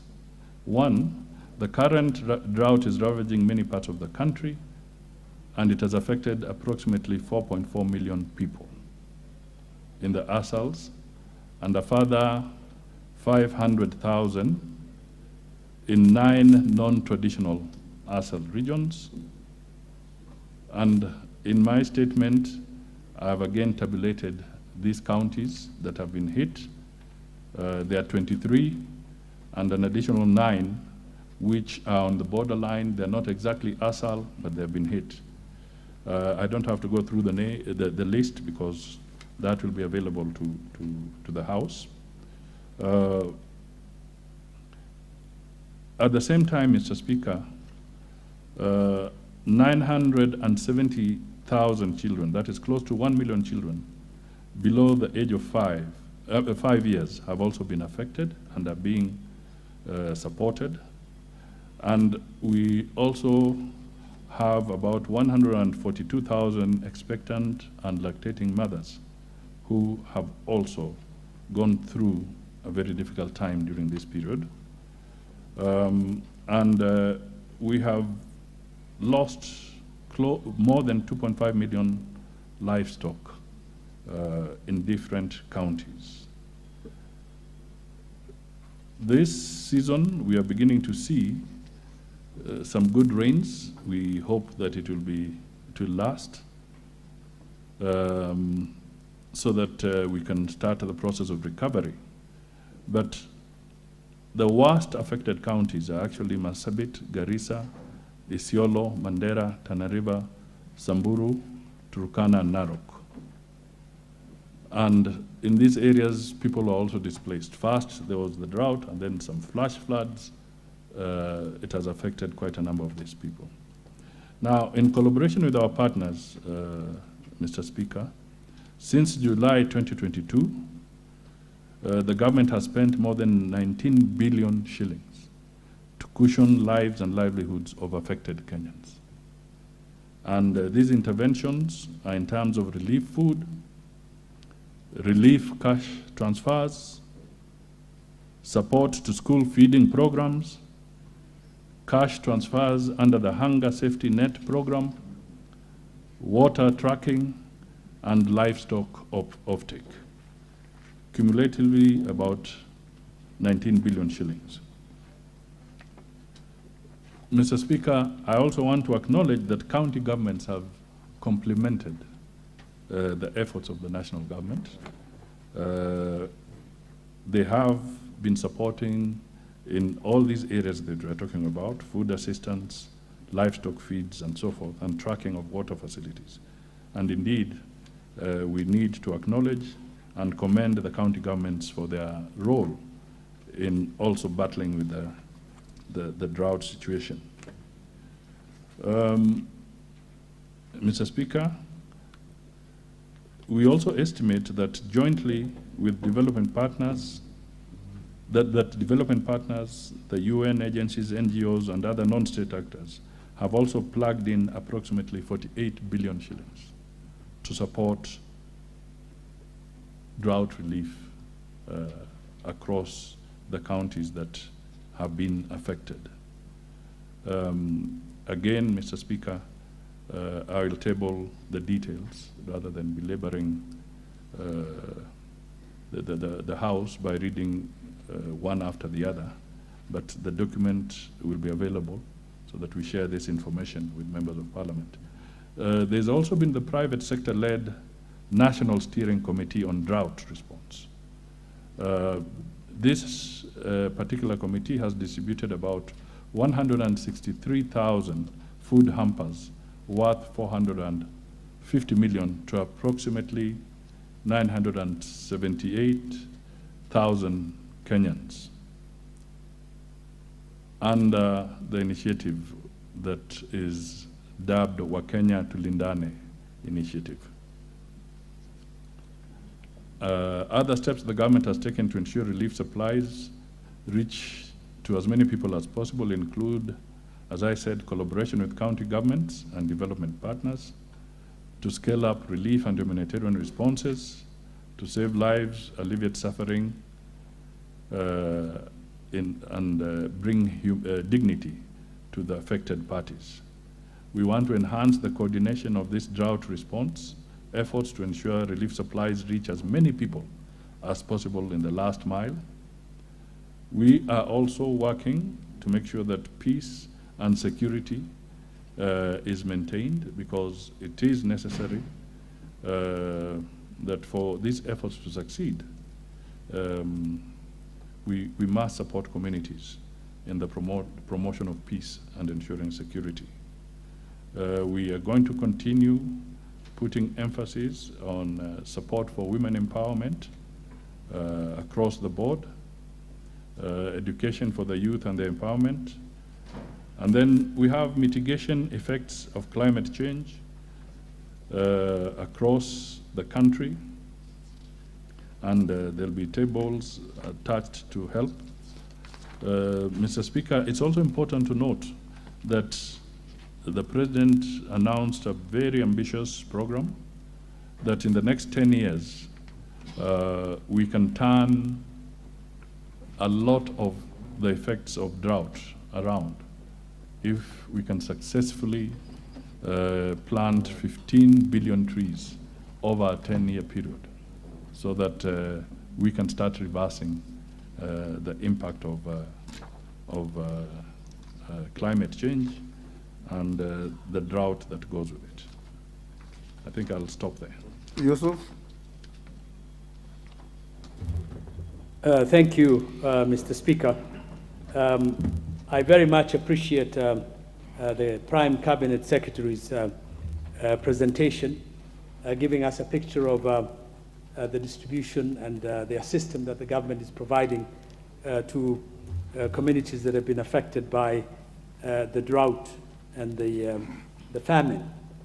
However, I note that Nairobi, with one of the largest population suffering from poverty, is completely left out of the relief distribution, food distribution.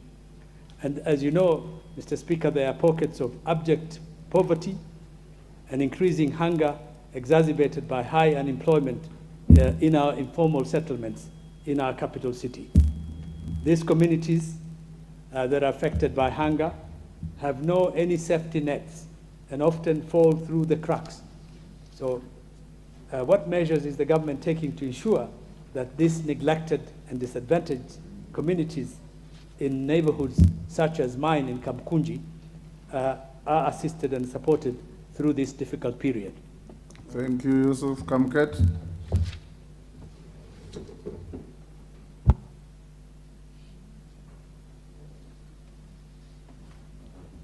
Yeah, thank you, Mr. Speaker. Mr. Speaker, alongside the fertilizer program that is targeting farmers, could the Prime Cabinet Secretary and the government in general consider a grass planting or seed grass in order to, given the increased desertification in the places where some of us come from, in order to help minimize movement of livestock and to help livestock farmers? Thank you, Mr. Chair. Harun? Thank you, Mr. Speaker. I would like to maybe also follow up. I commend the efforts of government to distribute the relief food, but I'm a firm believer of, teaching a man to fish. So my question is, what are the plans to maybe help ASAL counties to move from being a consumer county to a producer county, because we have big amounts of land, but there's little ongoing. Currently, we've just received the drought, the rains, and floods are already carrying away our produce and our animals. There's little effort in terms of having dams. There's little effort in terms of water harvesting. So it's not sustainable to continuously rely on drought, because, on relief food, because it not only benefits, it doesn't benefit the masses, but only benefits the few. So my question is to ask, what are the plans? Because we don't want to be back here on the same issue. Thank you. Tandaza. Honorable Tandaza. Thank you, Mr. Speaker. I take this opportunity to thank the Prime Cabinet Secretary for his elaborate answers on the various questions raised. Mine is about the depreciation of the Kenyan shilling against our neighboring countries. While it is clear that the government-to-government initiatives with the fuel importation could ease the depreciation against the dollar, we are facing a serious challenge with our neighboring countries like Tanzania, which I border, whereby at a time like this last year, the Kenyan shilling was exchanging at 23 Tanzanian shillings were exchanging at 1 Kenyan shillings, and now it has gone down to 15 Kenyan shillings. And we rely on cross-border business for the hustlers, for the low people down there. What is the government doing to cushion the depreciation of the Kenyan shilling against our neighbors? Thank you, Mr. Speaker. Karole Omondi. Thank you very much, Right Honorable Speaker. It seems to me that a lot of decisions made by the previous administration in terms of loan procurement for infrastructure development and other initiatives are the cause of the current crisis. And it would seem that a lot of these decisions were made not for the public good, but it seems for private gain, what in common parlance we call the state capture. I would like to know from the Prime Cabinet Secretary how the administration, current administration, is planning to unwind transactions that have created very serious negative impacts in the economy, whether at the level of exchange rate, the levels of interest rates, or the level of inflation. Whether they are going to do serious economic inquiry to try and unwind the negative effects of state capture in our economy as a long-term structural adjustment program. Thank you very much, Mr. Speaker. Majority Leader. Thank you, Honorable Speaker. Honorable Speaker, as the Prime Cabinet Secretary had said, we have experienced the worst drought in almost 40 years and the lowest harvest of maize in the last 10 years. Honorable Speaker, as much as we appreciate what the Prime Cabinet Secretary has said in his statement, that there are what he has called non-traditional ASAL counties, including Kiambu County, that has benefited from relief food, at least during this drought season. Honorable Speaker, I would want to hear from the Prime Cabinet Secretary what government is doing, because other than the non-traditional ASAL counties, there are also urban areas like Nairobi and other major urban centers where slum dwellers, also because of the effects of drought and the high cost of living, are not able to access food. What measures government is taking to at least ensure that these relief efforts also reach the people in slum areas. Honorable Speaker, maybe in an unrelated matter, if the Prime Cabinet Secretary could also appraise the nation on what government is doing to check the proliferation of gangs. And I know this may be more to interior, but this afternoon we have witnessed the former president lead a gang of goons to take over an office. And you know, Honorable Speaker, in the region where I come from, Mungiki has been a huge menace to the people of the central Kenya. And when we see Mungiki thriving and rising again, we get concerned, Prime Cabinet Secretary, more so when we see elements associated with Mungiki being led by a former president. It becomes a matter of national concern, and I would beg your indulgence that the Prime Cabinet Secretary also takes this occasion to address that particular issue. Lilian Kogo.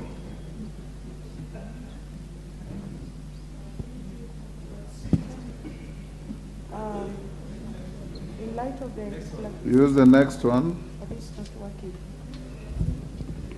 Thank you very much, Honorable Speaker. In light of the explanations that have been given by the Prime Cabinet Secretary on diverse issues that have contributed to high cost of living in terms of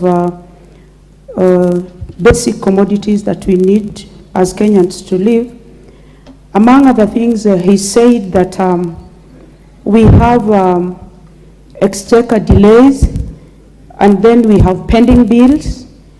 He put up forward a number of things that have led to this. And pending bills come as a result of not honoring processes that have been procured in the right manner. But as it were, Honorable Speaker, we still continue to see exchequer delays, Honorable Speaker. So I would want to find out from the Prime Cabinet Secretary, when are we going to have a cessation of exchequer delays? When are we going to have disbursement of funds? Like, as it were, even the basic money that we require as members of parliament, the NGCDF, there are delays from the exchequer. I thank you, Honorable Speaker. Kombe, Harrison Kombe. Thank you, Honorable Speaker, for this opportunity. Mr. Speaker, before I ask my question, there are no preliminaries to questions. Just ask your question. That's the opportunity I've given you. Okay, Mr. Speaker, when the demand is high and the supply is low, the prices definitely go up. What plans does the government have to provide farmers in this country with boreholes fitted with solar panels to facilitate irrigation activities in ASAL areas such as Magarini constituents, Ganze, Kilifi, and other parts of the country? Thank you. Thank you. Omboko Milemba.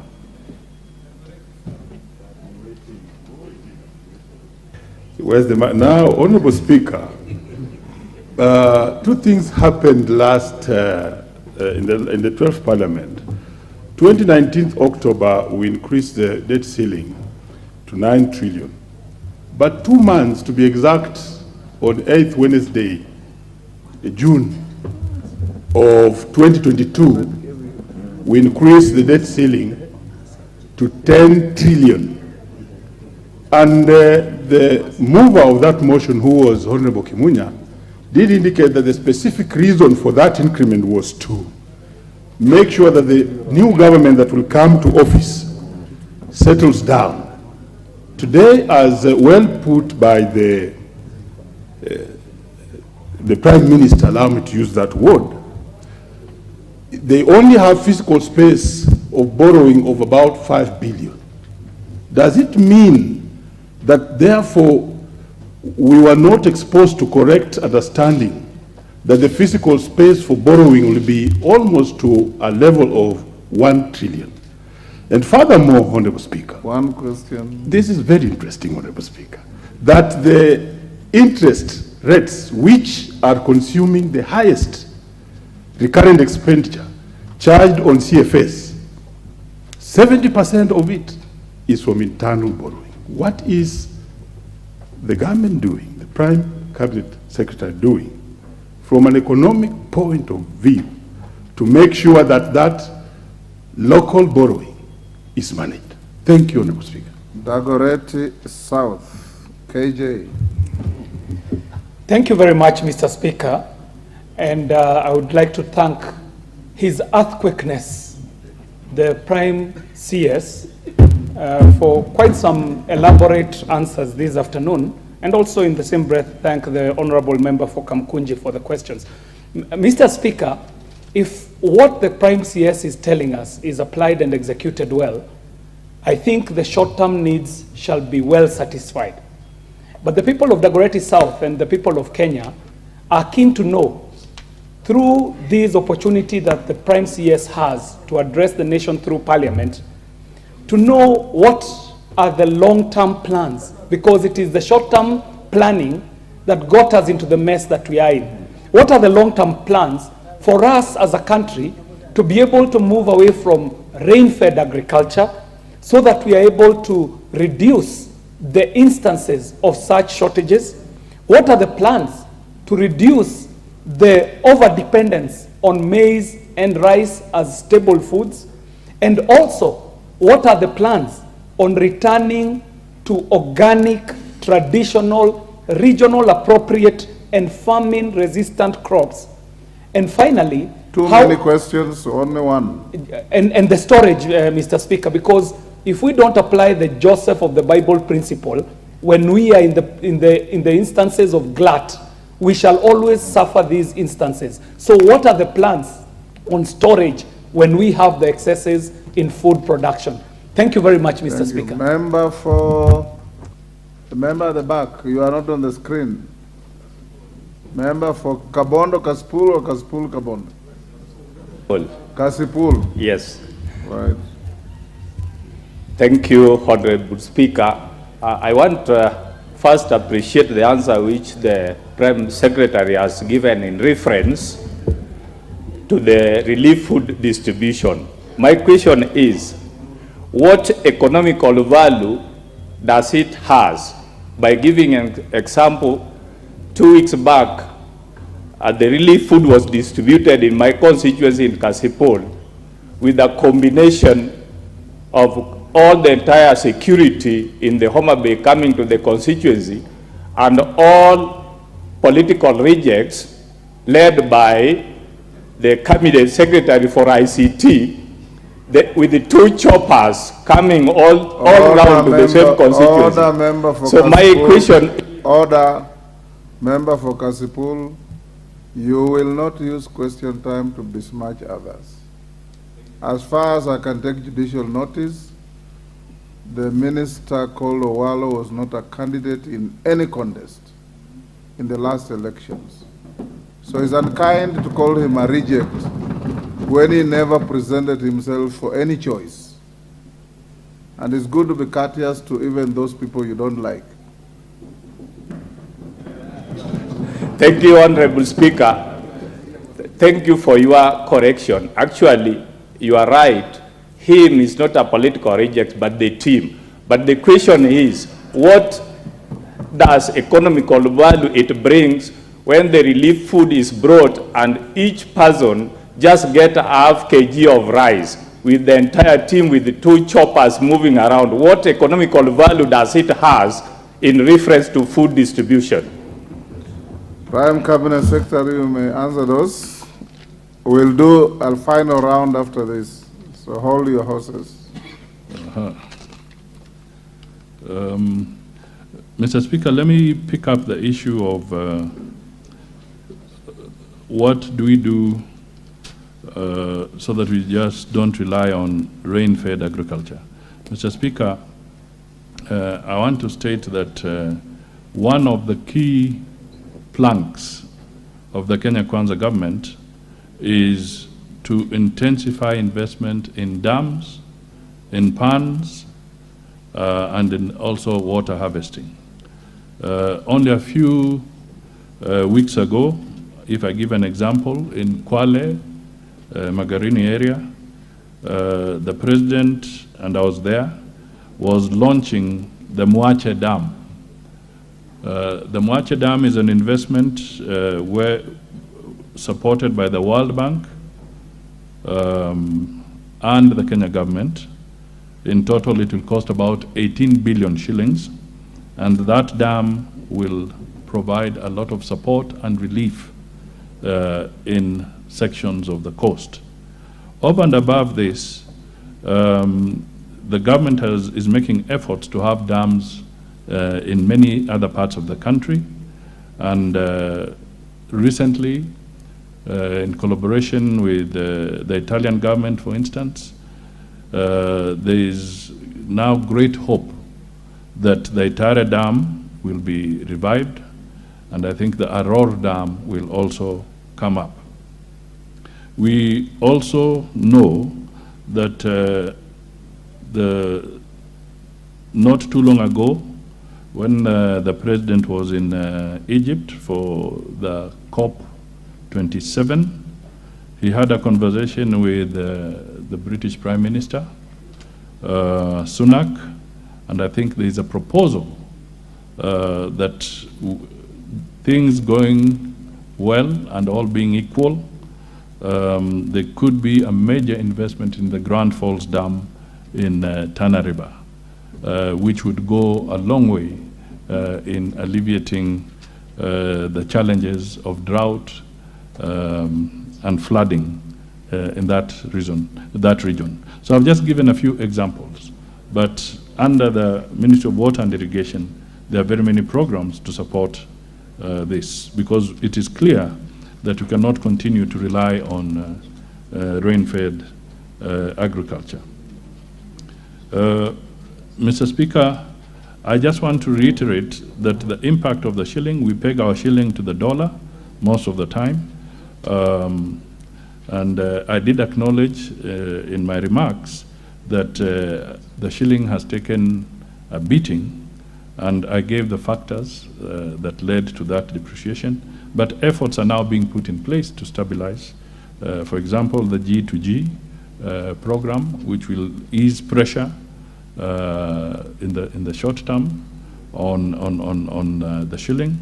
I've also indicated that the Treasury is deeply engaged with our development partners, and we anticipate that in the next few weeks or months we could also benefit from some inflows of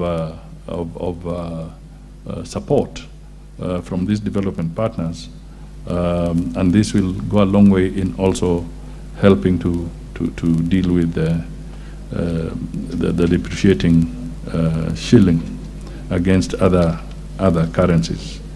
Mr. Speaker, the issue of the urban areas, Nairobi and other urban areas, it is true that the investment programs that the government must undertake going into the future must focus on the urban, because it is projected that about by maybe 2050 or even earlier, 2034 or even earlier, we could have as much as 60 to 70% of our population living in the urban areas. So clearly, the focus and policies must be such that this new dynamic is taken seriously.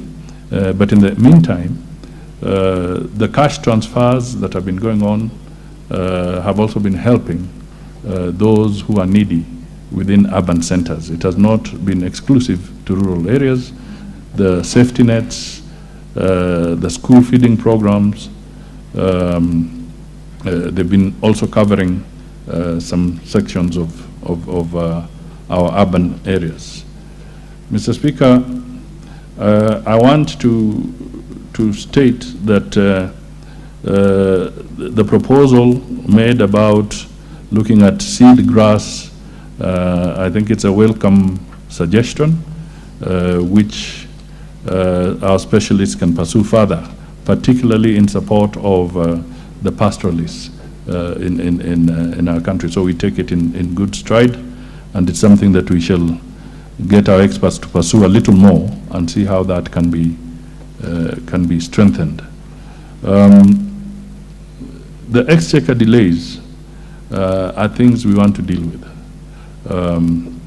And to be able to deal with all this exchequer delays it's going to take what we'd call enhanced revenue enforcement, so that we can collect more resources that are supposed to be paid. We have to expand the tax base so that we are bringing in more people to be able to pay the tax. We also have to intensify the alternative dispute resolution mechanisms. And I can tell you that so far this has been yielding very good results, where billions of shillings that have been locked in disputes are now being unlocked by Kenya Revenue Authority. So we see this as a way of improving the issue of cash at hand But I want to state to the Kenyan people that we are going this route because our physical leg room is so limited. There's very little space. As somebody pointed out, that our debts are mega. And therefore, we have to really intensify and improve on the other areas so that we don't just continue on a borrowing spree. This is absolutely critical. I want to state here that we also acknowledge that there's been a delay, not just in some of the funds that support parliamentary activity, but even we have had a delay in disbursements to the county governments. And this is something we want to address. I've had a conversation, and the President has had a conversation with the Treasury to see how we can smoothen this process so that going forward we can distance ourselves from these delays, including the delays we saw in salary payments last time. These are challenges, and I would like Kenyans to appreciate that these are not overnight occurrences. We are going through what was a cumulative effect of consistent omissions and commissions over a very long period of time that has put us here. And without really apportioning blame, because now we are the ones who are elected, and it is our duty to get us out of the hole. We also have to say that along the way, accountability will have to come to play. Accountability will come into play. Mr. Speaker, somebody would like to make it look like maybe the administration of Honorable RUTO is on an on a revenge mission. But the fact of the matter is that we cannot stop the reports of the Auditor General. They are going to come to this House. And those reports, knowing how the Auditor General Office operates, those reports are going to be very accurate, and they'll pinpoint, and the House will have to deal with the Auditor General's reports, and those who think that they may have gotten away scot-free on this mission should know that you are waiting for them down the line when you receive the Auditor General's reports. I think this is a message that all of us need to be alive to. So it is not a personal agenda, nor a personal vendetta against anybody. Parliament has got a broad mandate, Mr. Speaker. So if Parliament looks at those reports and sees it fit to commission or to order for an inquiry into any of those transactions, then the government of the day will have no option but to abide by the resolution of Parliament.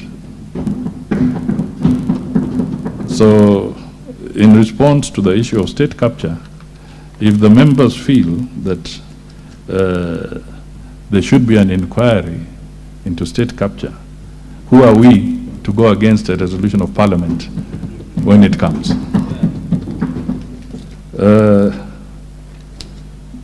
Mr. Speaker, I just want to state again that we are committed to the rule of law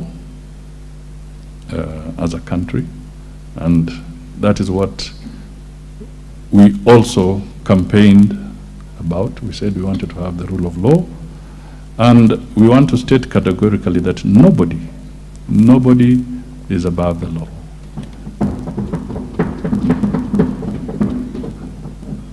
And even if there's the kind of provocation that we can see in certain quarters, we will still observe the rule of law while at the same time exercising restraints from aspects of being seen or even being vindictive. It is not the intention of this government to be vindictive. But I think it is equally important that provocation be put aside so that we can move ahead as a country. We should not destroy anybody's property. We should not engage in handling illegal arms. This is something that will be taken up seriously by the law enforcement authorities. If we want to turn this economy around and we want to get investors here, we must move on. Let us move away from the temptation to imagine that we can have elements who want to provoke a situation where the government is seen either to be ineffective or is being seen to be vindictive. That is not the agenda. We want to focus on uniting the country and bringing people together and making sure that we can turn the economy around so that all these pressures that we are facing in terms of the cost of living, in terms of the difficulty and the challenges can be put behind us. We all want to see this country grow, jobs to be created. And our program on the Kenya Kwanza mission is very clear. We want to deal with the housing programs, we want to create jobs, we want to bring in foreign direct investment, we also want to grow local investment. And Mr. Speaker, we can only do that if we have sound policies. And at this point, of course, more of them will come up when the Cabinet Secretary for Treasury will be making his remarks in a few weeks' time. Asante. Members, can we stop here? Yes. Let me give the last 5. There are those who have consistently raised their hands. Indegiri, you had a bite already. Let's give room to others. Member behind you. Is that Lotte? Who? A member for Kangema. Okay. Yes. Okay, thank you, Mr. Speaker. Mine is on exchequer release, mostly to the counties. Mr. Speaker, I remember between 2007 and 2013, the Prime Cabinet Secretary was the Minister for Local Government, and he gave a directive that all local authorities by 2013 to clear all pending bills. Mr. Speaker, by 2013, I think the Prime Cabinet Secretary can bear me witness that all the local authorities had managed to clear all the pending bills, and some local authorities like Thika County Council, they had a surplus in their accounts when the new counties were coming in. Mr. Speaker, my question is, for the few days there was a delay in exchequer release. All the county governments cannot be able to pay their staff.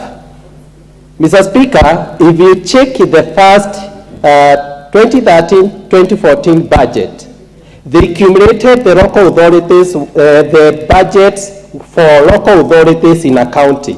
Like in Manyora County, the cumulative was around 1.5 billion. If you check, that was the budget estimate for the first financial year, that's 2013-2014.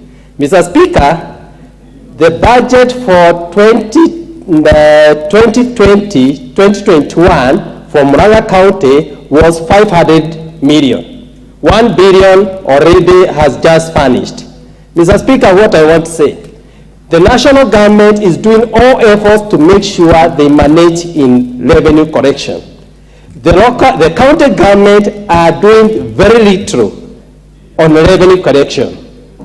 Mr. Speaker, we can't have a government that's doing nothing on revenue collection. If you check 2013. Honorable Kihungi, you are making a speech. I gave you an opportunity to ask a question. Thank you. Mine is just to put it to the Prime Cabinet Secretary. I wish this he can come up with a device to manage how these local authorities are managing their revenue correction, Mr. Speaker. Thank you. Your point is made. Honorable Muriungi. Yes, Honorable Member for Kaspul Kabondo. Thank you. What is your point of order? Correction, I'm a member of Parliament for Kasipul. Kasipul. Yes, Honorable Speaker. Thank you. I raised a question of economical value in food distribution. Why for two relief. helicopters? I heard you. Why two helicopters come to distribute food? Yeah, but I've not received. When he gets the next round. Okay. You don't have to repeat. Okay, thank you. Christine Ombaka. I had given to Mulyungi, sorry, Christine. Yes. Let Honorable Mulyungi ask first. I had given him, then I'll come to you. Honorable Mulyungi, Kitui, is it Kitui Central? He's not there. Who is the member whose hand is up? I thought, Oh, Basil. Oh, you look like Mulyungi from afar. Yeah, thank you, Speaker. My question to the Prime Cabinet Secretary is what is the government doing to attract investors, generate employment opportunities, and open the economy? Thank you. Christine Ombaka. Thank you, Mr. Speaker. Mine is about cheap housing that I learned, which was part of news in two days ago. There was news on cheap housing, and they went on to say that the government is planning to construct cheap houses and that the civil servants will be taxed to raise funds to construct those houses. I'm wondering how possible that will be with this project when Kenyans are so poor, salaries are so low, and life is very expensive. Will you tax Kenyans again to raise funds to construct these houses? Is it practical? Can the government postpone this project for the time being and come up with it much later? The situation is dire. It's too expensive for Kenyans to be taxed once more, especially for the cheap housing that they're talking about. Member for Garissa Township. Who is calling for a point of order? Yes, Honorable Rindikiri. I hope it's not a guise for asking a question. No. The mic. The mic is next to you. Yeah. Mr. Speaker, it is not good for the honorable member to issue a statement that is as no fact, is not factual. There is no taxation in the housing fund contributions. I want to make that contribution. I'm the vice chair of the housing committee, and there is nothing like taxation. If there is any, it will be brought to this parliament. So as where I'm stand, there is nothing like taxation. That's a long information. Member for Garissa Town, Christine Ombaka, is only this house you belong to that can sanction taxation, so be alert if it comes, fight it. Otherwise, nobody can tax anybody without your approval. Thank you, Mr. Speaker. The government has negotiated for a government-to-government fuel supply from the Middle East and given them a credit facility of 6 months. And I would like to ask the Chief Cabinet Secretary whether the same facility can be passed to oil marketers, considering that the government has not been able to reimburse almost 55 billion shillings in fuel subsidy for the last 1 year. Thank you. Jane Kihara.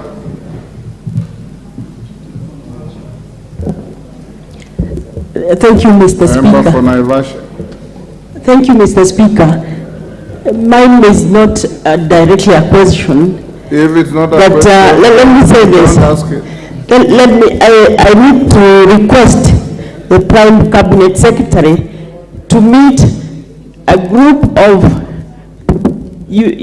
small millers, Mr. Speaker, considering that everybody is working hard to bring the price of unga down, small meters organization, because the minister responsible is understandably very busy, and they think they have a solution to this problem, whether I would be willing to meet them, Mr. Speaker. Thank you. Minister, you can answer those 5, and we'll... Freddy Kana, you'll ask another day.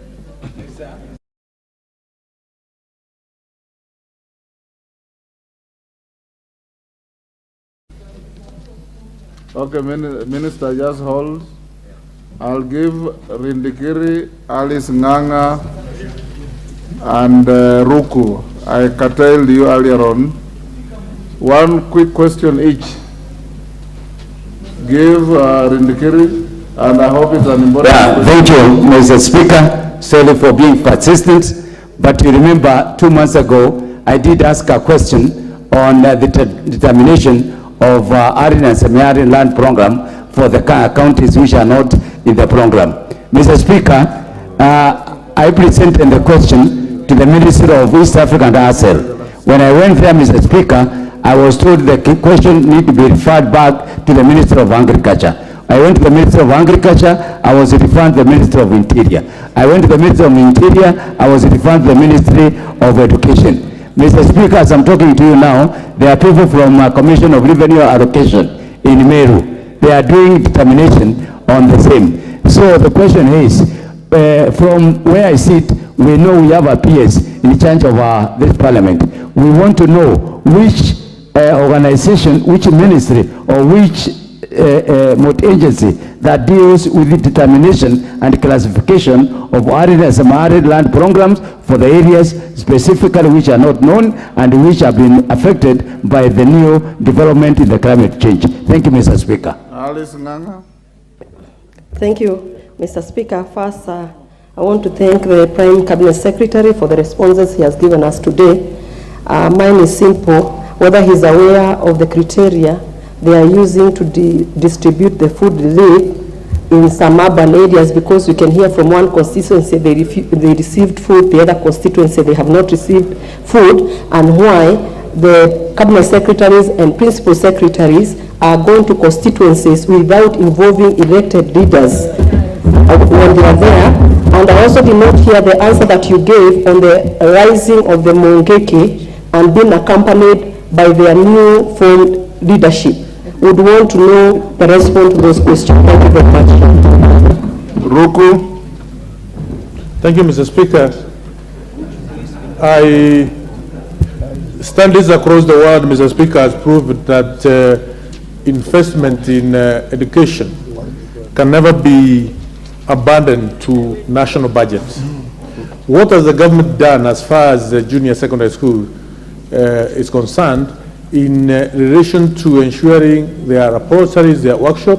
The first term of the junior secondary education, Mr. Speaker, has been a scam. Honorable Ruko, and you being unfair to the minister? He's here answering questions that are so clear and pointed. Now you are veering into education. He will just tell you he'll inform the minister to come and answer. He's the Prime Cabinet Secretary, Mr. Speaker, and okay, go ahead. He's in charge of all these ministries. Go ahead, go ahead. Although the rules of relevance will be enforced in future. Mr. Speaker, I wanted to know from the Prime Cabinet Secretary the effort to ensure the junior secondary education is in line. Otherwise, we may lose a generation. Thank you, Mr. Speaker. Thank you, Ruku. Last, Mr. Onchoke. You'll be the very last one, Onchoke. Thank you, Mr. Speaker, for the opportunity. The Prime Cabinet Secretary, in his answer earlier, attributed the current situation, economic situation, to a huge public debt. And part of it he attributed to the state corporations. I'm just wondering if it could be explained what the government is doing to control debts emanating from the state corporations, because most of the time they are forgotten. Thank you, Mr. Speaker. Prime Cabinet, you can answer those 9 and we'll close there.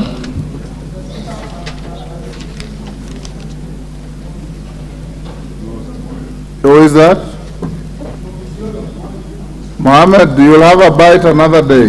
I'm afraid we must come to an end.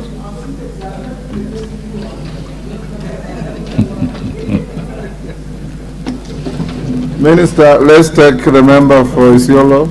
Okay. Yes. Mheshimiwa, take an opportunity. Ask your question, please. Thank you. There's one next to you. Thank you, Mr. Speaker. Thank you. Thank you. I was directly always. That you have already said. Okay, Now, I will. Now you are seeing me. Thank you. My question is, we have undergone the issue about drought, a very heavy drought for 4 years.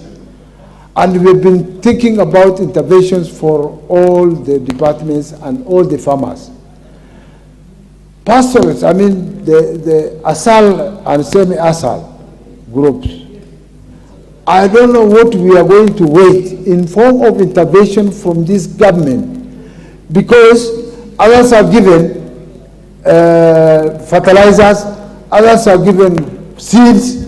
What are the pastoralists who have lost? Because in the real sense, the people who lost what they had were the pastoralists. Can't we have what we can call restocking? Because offtake, the Prime Cabinet Secretary said there was offtake. Whether it is the offtake of the drought or the government did an offtake, I don't know. But can we get something called, something tangible, which can be in the name of restocking? Thank you, Mr. Speaker. Honorable Member, actually, if you have been attentive, that question was asked and answered. The Prime Cabinet Secretary said they are not only focused on crops, they are going to help livestock farmers with restocking, provision of grass, and other support services. Go on, Minister. Thank you, Mr. Speaker. Let me deal with the question of Kaspul. Mr. Speaker, I think what I can say is that it is good that the food was delivered to the people of Kaspul, and we shall make sure that when we have support, we can continue to support the constituency. The issue of cost of delivery is a valid point, that as we deliver food to the needy, it must be done in a cost-effective manner. So it's appreciated. Mr. Speaker, there was the issue of subsidy, the 57 billion subsidy. Mr. Speaker, that was precisely the point I was driving home a little bit earlier when I was saying that the government had to terminate this very, very punitive subsidy around fuel, which was not really even altering the fuel, the pump prices of the fuel, the pump prices of the fuel. And we were spending, that is you and I, and the other Kenyans out there, were spending close to 16 to 20 billion per month to deal with this subsidy. So I do acknowledge there is indeed a pending portion of about 57 billion, but this was because that subsidy, if I may use the words I used earlier, was ill-advised. And we are now suffering the consequence of that. That is why we have eliminated that fuel subsidy. Mr. Speaker, the issue of housing, which was raised, to the best of my knowledge, no tax has been effected. I think there is a misinterpretation of a message that went out that we want to grow savings. And to grow savings, the issue was what becomes the contribution of the employer and the employee to the NSSF fund. That was the message. And I think it was then distorted to give the impression that we are talking about taxing for the low-cost housing. I hope that helps resolve that particular issue. Mr. Speaker, I also want to state that some of the measures we have pronounced here and many others are geared towards stabilizing the economy and in attracting foreign direct investment. We have, for instance, the special economic zones, which are being put, whether we are looking at the coast. We have seen measures where pronouncements from the national government are encouraging counties to also set up industrial zones, and the national government will match the funds they put on the table to be able to grow industrial zones all over the country in our 47 counties, among others. Sound monetary policy, the rule of law. The rule of law, because if there are people marching in the streets with mungiki and guns, surely those people are not attracting foreign direct investment, let alone local investment. So these are the kind of things that we say we have to grow out of those awkward practices and be able to move forward and get the country off its feet. Mr. Speaker, our constitution is very clear that when a government is elected, you have an opportunity, that is a president, you have an opportunity to serve your first 5 years, and if the people are comfortable, they'll elect you for the next 5 years. Mr. Speaker, in the wisdom of this country, Kenyans have embedded that, and it cannot be changed. So we must make it very clear that it is not possible for anybody to have a second bite at the cherry. We now must move forward, going ahead. Mr. Speaker, I would want to say that there is no Kenyan maize being grown in Zambia.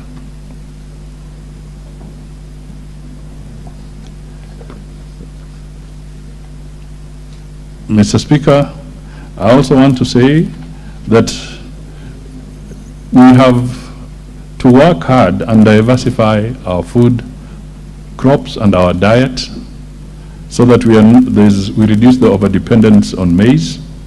And this is absolutely essential.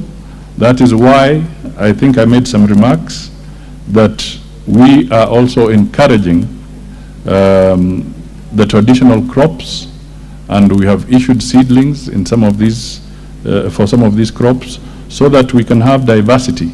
And when we have a challenge with maize, Kenyans cannot starve, but they can also use alternative food crops.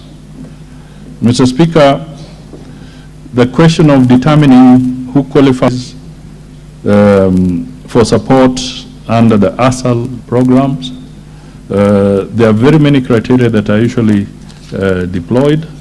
Mr. Speaker, we have experts who are able to assess the situation, and there are many criteria.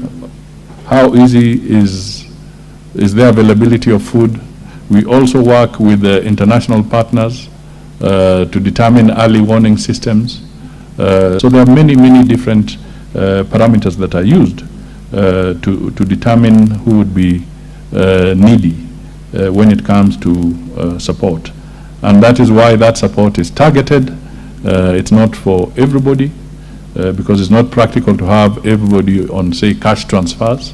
We have to then identify specifically who would be a beneficiary of that. I want to say that as county governments, the message of them enhancing their own local revenues is absolutely important. As much as the Constitution says that we have to have a revenue share, I think it is important that they also look at their own revenue sources and be able to upscale them. Mr. Speaker, there was the issue of state corporations. I want to say that this is something that we will bring to the table, and I would like to appeal to members of parliament on this particular area, and my appeal is as follows. When the Abdi Kadir Committee made its report on public state enterprises, at that time there were 262 state corporations or sagas or parastatals. Of that, 50, because a lot of them are a drain or a big load to the exchequer. Unfortunately, I have to report to the House that from the time that the Abdi Kadir report was made to date, there are now not 262 government agencies, but 350 plus. So instead of achieving the reduction, there has been a growing of these public enterprises. So I want to appeal to members of parliament, critically reflect on whether it is necessary to create another agency within the bill that you are proposing. Because as we speak, we are aware that there are many private members' bills on the table that are in the pipeline, and a lot of them are still proposing the creation of other public entities. It's not tenable, it's not sustainable. We have to rethink. A lot of the public enterprises that we have today, you can simply amend some of the laws and broaden their scope rather than duplicating entities that are repeating basically the same thing. So this is a very, very passionate appeal to this August House that please scrutinize those bills so that we are not in the habit of creating more state agencies. Otherwise, what should ministries be doing? Unless it's extremely essential to create them, I would seek the intervention of the House in making sure that those bills can now help in shaping the economy as we go forward. On the issue of the junior secondary school, this is a big challenge. Honorable members, there's a task force that was appointed by the President to look at the challenges around the CBC. This task force is about to conclude and submit its report, which will guide us on how we can navigate this very, very sensitive aspect, that is education of our children, which is so close to our hearts and also at the soul of the nation. That how do we manage this process and do the right thing? Because, ladies and gentlemen, the fact is that what the task force is doing now is something that should have been undertaken, in all honesty, before the CBC was put on the table. But now that it is with us, we cannot afford to cause any more disruptions in the lives of our children, especially as far as education is concerned. So we can only seek your indulgence that let the report of the task force come through, and through it let us have guided and well thought out policies on how to move forward with this particular program. Mr. Speaker, on the issue of public debt and interest, I just wish to reiterate that it is a challenge. We have to continue working on it. There will be many proposals that will come on the table, but I do not want to preempt. But I want Kenyans and Parliament to appreciate that it is not in our interest as a nation to default in any of our obligations. They are sovereign obligations. We have no intentions of defaulting. We do not want to default, but we will have to take very tough measures along the way as we move forward. And if the alternative comes to the stage where we may have to either have a conversation with some of our creditors, we shall do so in a transparent manner, in an open manner, and in a manner that will be able to be beneficial to help us ease the very stiff physical condition that we have been talking about. Mr. Speaker, I think I've fairly exhausted a number of the issues. Yes, member for Garissa Town. I think there's the issue of meeting the small millers. And yes, the message is well received. Minister, sit down, honorable member for Garissa Town. The Tuthi Hara is asking for you to meet, and the member for Garissa Town is asking whether the benefits of G2G fuel arrangement can be cascaded downstream to downstream players. Take your seat, honorable member. I have paraphrased your question. Mr. I think I've dealt with the United, the small millers, that it's an issue we'll take up so that we can have the conversation with them. The G2G is supposed to benefit everybody, including the small downstream traders. It is not supposed to be confined to a few people. That is what we were running away from with those other subsidies. So it is something I will definitely take up with the Ministry of Energy. Thank you. Thank you, Minister. Honorable members, we must thank the Honorable Member for Kamkunji for bringing these two very important questions that have captivated the House this afternoon with close to 40 supplementary questions to his two questions, cross-cutting and covering across the country. Well done, Yusuf, and the Prime Cabinet Secretary. Thank you for answering the questions clearly and candidly. You are now released to go back to your other assignments. Thank you. Thank you, Mr. Speaker.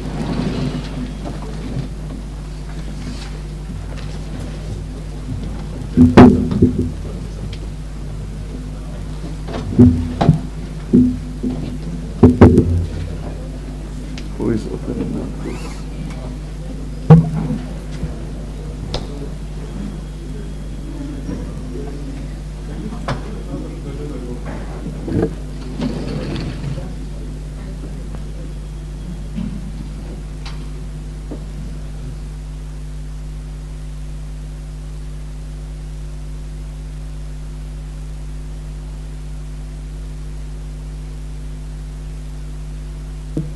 Next order.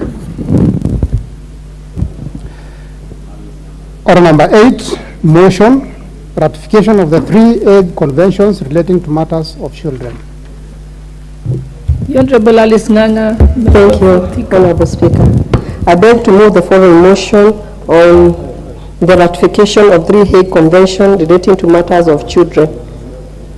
And now I move that the House adopt the report of the Departmental Committee on Social Protection on its consideration of the ratification of the Hague Convention on Civil Aspect of International Child Abduction, the Hague Convention of Jurisdiction, applicable law, recognition, enforcement, and cooperation in respect of parental responsibilities and measures of the protection of children, and the Hague Convention of International Recovery of Children Support, another form of family maintenance, read on the table of the House on Tuesday, 25th April 2023, and pursuant to the provision of Section 8.4 of the Treaty making the Ratification Act 2012, approve the ratification of the following Hague Convention.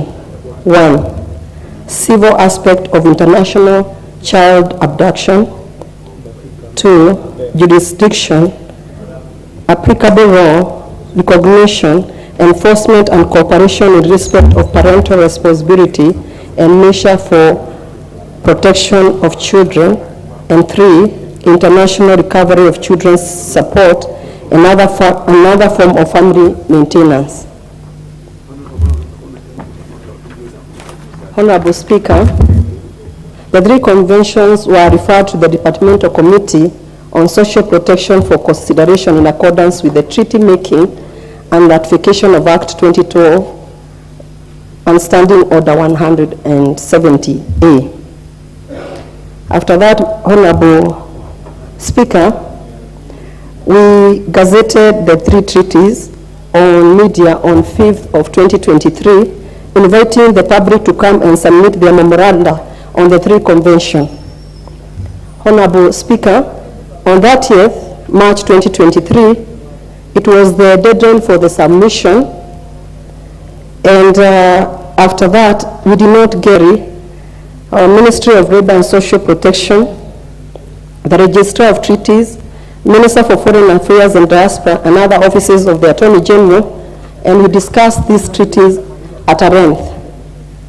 In this regard, in the respect of the Hague Convention on the civil aspect of international child abduction, the committee observed that the convention sought to protect children from harmful effect of international abduction by encouraging prompt return of the abducted children to their country of habitual residence, and to organize further in respect to the Hague Convention on Jurisdiction, applicable law, recognition and enforcement and cooperation in the respect of parental responsibility and measures for the protection of children.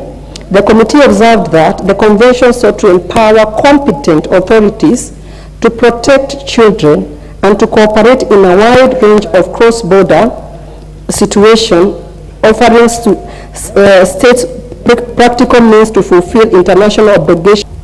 Finally, in the respect to the Hague Convention on the International Recovery of Children's Support, another form of family maintenance, the committee observed that the convention sought to ensure the effective international recovery of children support and other forms of family maintenance.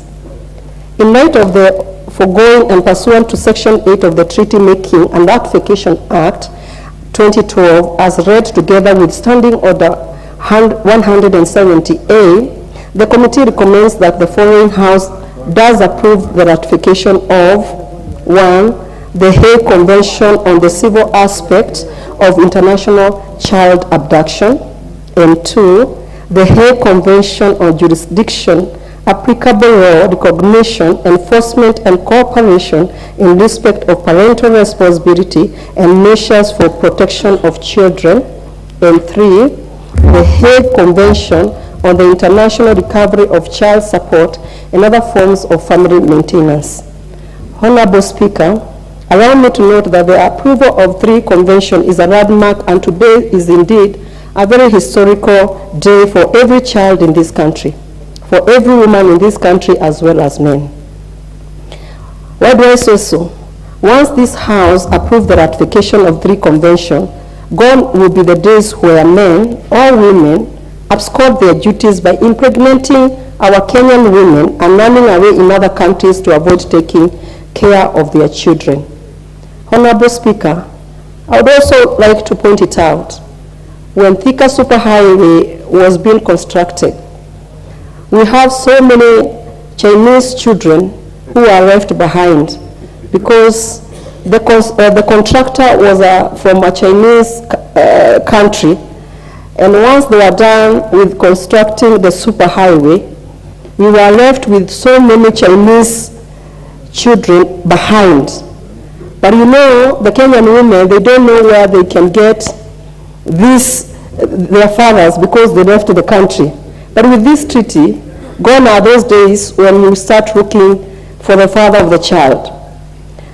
Madam Speaker, gone will be the days where women run away and leave their children behind and go and hide in diaspora with zero parental responsibility. Honorable Speaker, gone are the days when parent takes away children and flee to another country and limit access to one parent. Honorable Speaker, 2 weeks ago I had visited Canada, and while I was there, I met this woman or this lady who they moved to Canada as a family. But later down the line, the father of the children or the husband to the woman came back home to Kenya and left the woman who was not working, came back to Kenya and left them there. He did not care what they were going to do or what they were going to feed on or what the children were going to use to go to school. And this treaty is coming to stop that.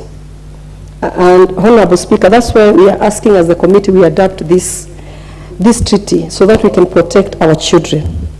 These three conventions, simply put, will allow Kenyan women or men who have judgment issued by Kenyan courts, either for custody or parental responsibility, maintenance of return of a child, to just walk to our Attorney General's office and deliver the judgment there. The Attorney General office will then coordinate with our Ministry of Labor and Social Protection under the National Council for Children's Service and our Ministry of Foreign Affairs to have the judgment taken to a foreign mission in the foreign country where the parent avoiding parental responsibility is hiding. Our foreign mission will then coordinate with the authorities of the foreign countries, which is also part to the convention, to trace the runaway parent, and the order shall be enforced if it was issued in the Kenyan courts. This is a historical day indeed for our country, and it is a legacy. I pray that the Committee on Social Protection for the 13th Parliament shall be remembered for years to come. Honorable Speaker, this is certainly a great achievement for the children of this country, and as a chairperson of the Committee on Social Protection, I am proud to have been part of this journey. Recently, like I have said, we have seen so many women as well as men suffering because one parent has decided to run away from the responsibilities they are supposed to be doing. But with this treaty, it is going to stop that.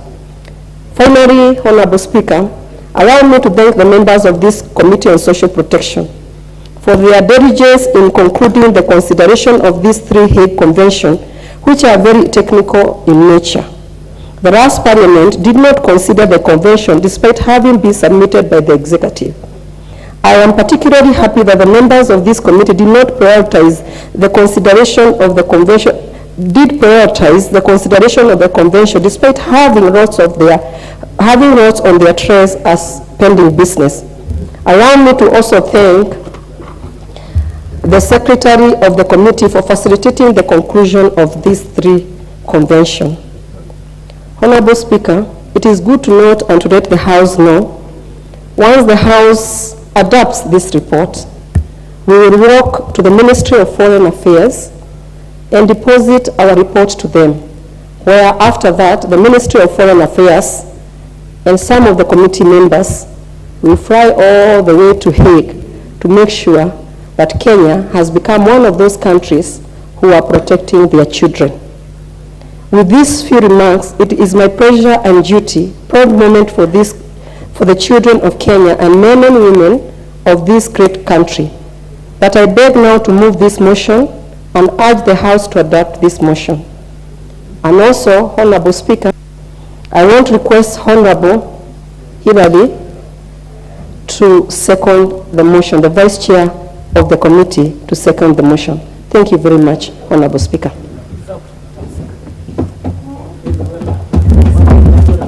You may proceed. Thank you, Madam Speaker. Madam Speaker, let me begin by saying it has been 7 years of a tedious process of trying to seek the House to adopt this report, this ratification treaty, Madam Speaker, which began in the 11th Parliament when on 22nd December 2016, the Cabinet approved a memo on the ratification, acceptance, and accession of the three conventions. The convention and their memoranda, Madam Speaker, were tabled in the National Assembly on 4th of April 2017 and then forwarded to the relevant departmental committees for review and action. The 11th Parliament Madam Speaker, hence received the submissions for consideration pursuant to Section 8 of the Treaty Making and Ratification Act 2012 and Standing Order number 170A of this House. Madam Speaker, upon the committal, when the 11th Parliament lapsed, the 12th Parliament came in, it went without finishing this job, Madam Speaker, and when the 13th Parliament came into being, this committee on 17th January 2022 was seized on this matter, and upon the committal to the committee, Madam Speaker, the committee moved very fast to receiving submissions from relevant stakeholders and doing its report quickly, completing it on 25th April 2023. Honorable Speaker, the three conventions will be a great addition to the laws and policies of our country, and as the chair stated, the Hague Convention on the Civil Aspects of the International Child Abduction shall protect children from harmful effects of wrongful removal or retention and ensure that prompt return to their country of habitual residence, as well as to secure protections of their rights. Secondly, Madam Speaker, with the rising cases of child abduction, the Hague Convention on Jurisdiction, applicable law, recognition, enforcement, and cooperation in respect of parental responsibility and measures for the protection of children shall ensure recognition and enforcement of decisions made by Kenyan courts relating to parental responsibility within the contracting states. Honorable Speaker, I therefore urge this House not to delay further the ratification of these conventions, and it is important to note that these conventions are retroactive and can therefore be applied to prosecute matters that happened in the past for which the cases are still pending, including the cases Madam Chair has alluded to of the super highway parents. Honorable Speaker, the signing and ratification of this convention by Kenya will demonstrate Kenya's commitment to the collective action to the improved regulation of the subject matter of the convention, and these will bring positive consequences both to the country and to the other contracting states. Honorable Speaker, while I wish to pass my sincere gratitude to the members of the committee and the secretariat who took part in the process of considering this convention, the work that went into making this process successful was immense. The teamwork and dedication is commendable, and it is my wish that the committee continues with the same spirit and momentum. Honorable Speaker, it is now my humble pleasure to second and support the recommendation of the committee as contained in its report that this House approves the ratification of 1, the Hague Convention of the Civil Aspects of International Child Abduction, 2, the Hague Convention on Jurisdiction, applicable law, recognition, enforcement, cooperation in respect of parental responsibility and measures for protection of children, and 3, the Hague Convention on the international recovery of child support and other forms of family maintenance. Madam Speaker, I beg to support.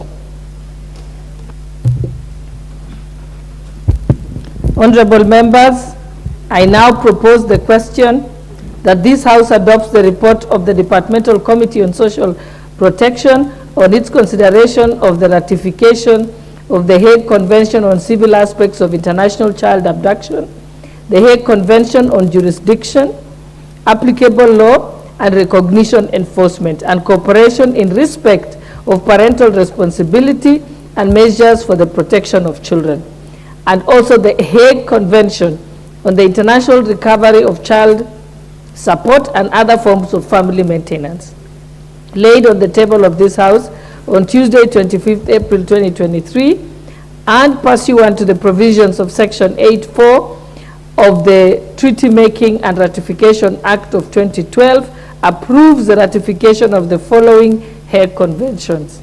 1. Civil aspects of international child abduction. 2. Jurisdiction, applicable law, recognition, enforcement, and cooperation in respect of parental responsibility and measures for protection of children. And 3. International recovery of child support and other forms of family maintenance. I now call upon the Honorable Member for Tharaka Nithi, Honorable Susan Duyo.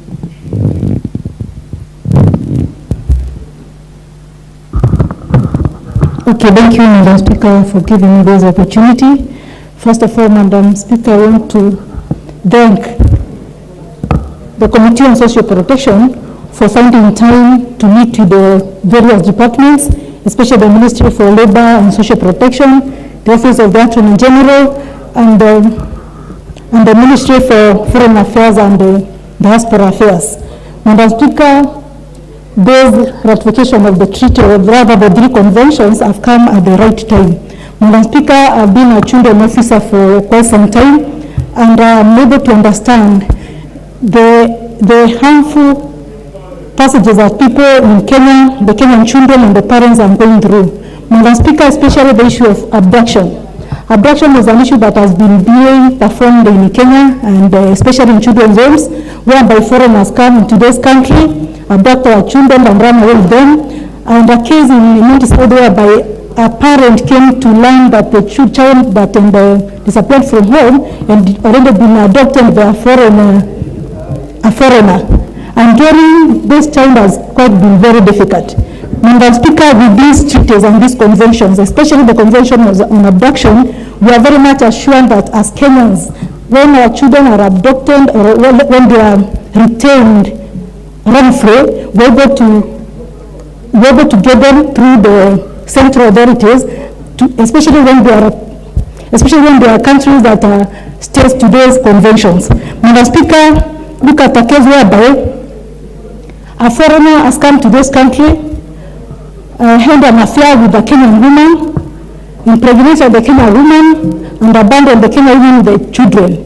There are foreigners who come into this country, move around with our women in the name of getting married to them, and when they are parting ways, they run with our children, and our Kenyan women or the mothers have no access to these children. Madam Speaker, with this treaty, with these 3 conventions, our parents in Kenya who have been denied access to their children through their running away with the foreigners are able to access their children and also attain the parental responsibility.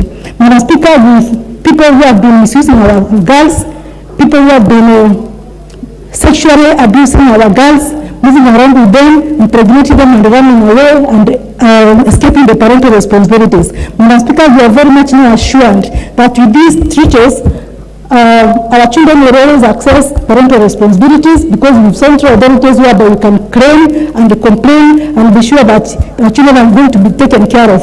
Even the issue of custody, Madam Speaker, we know that a young child or a child that is less than 8 years or 10 years belongs to the mother at the first instant.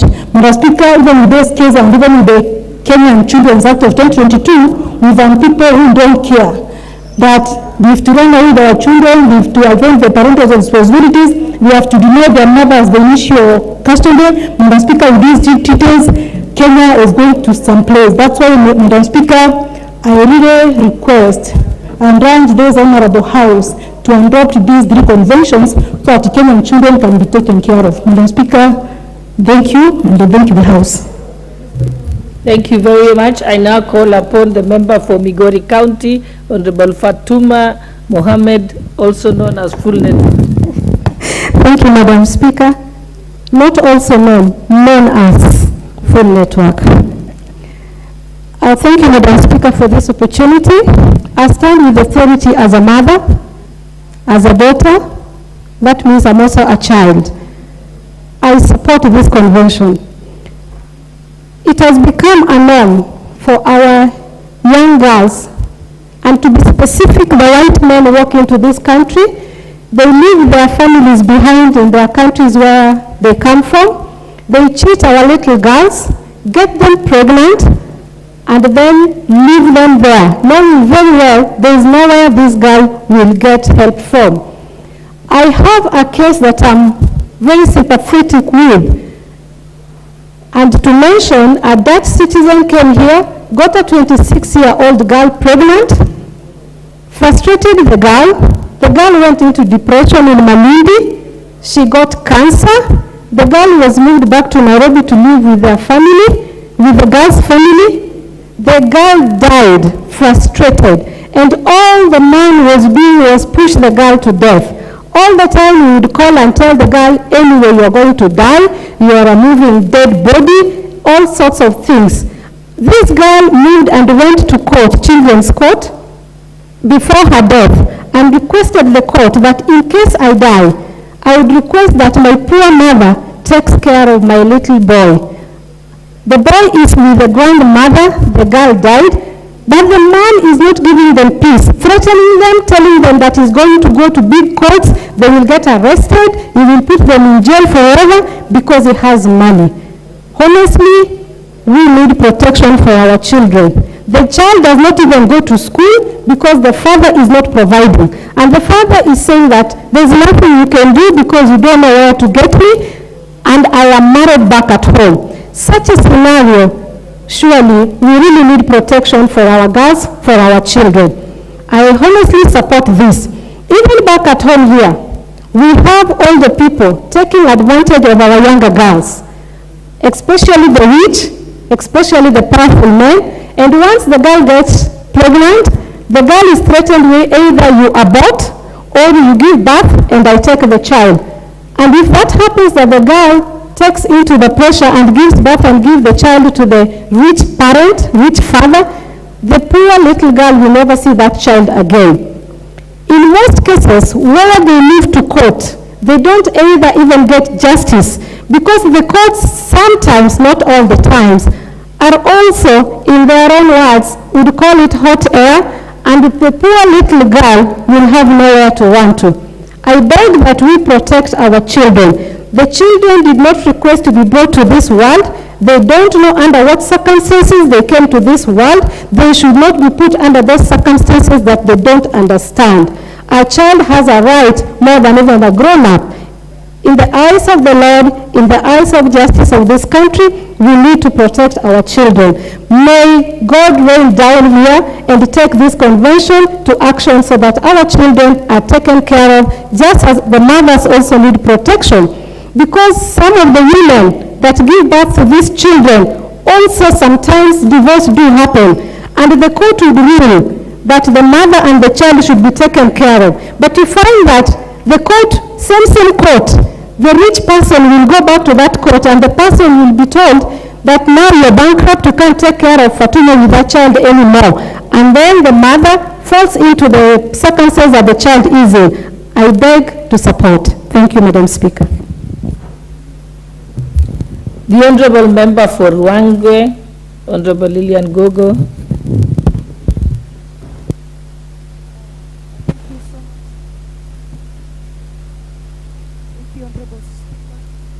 I think I need another mic. Yeah, this is working. I appreciate you for the good work that you're doing, Honorable Speaker. A very good representation of the women folk.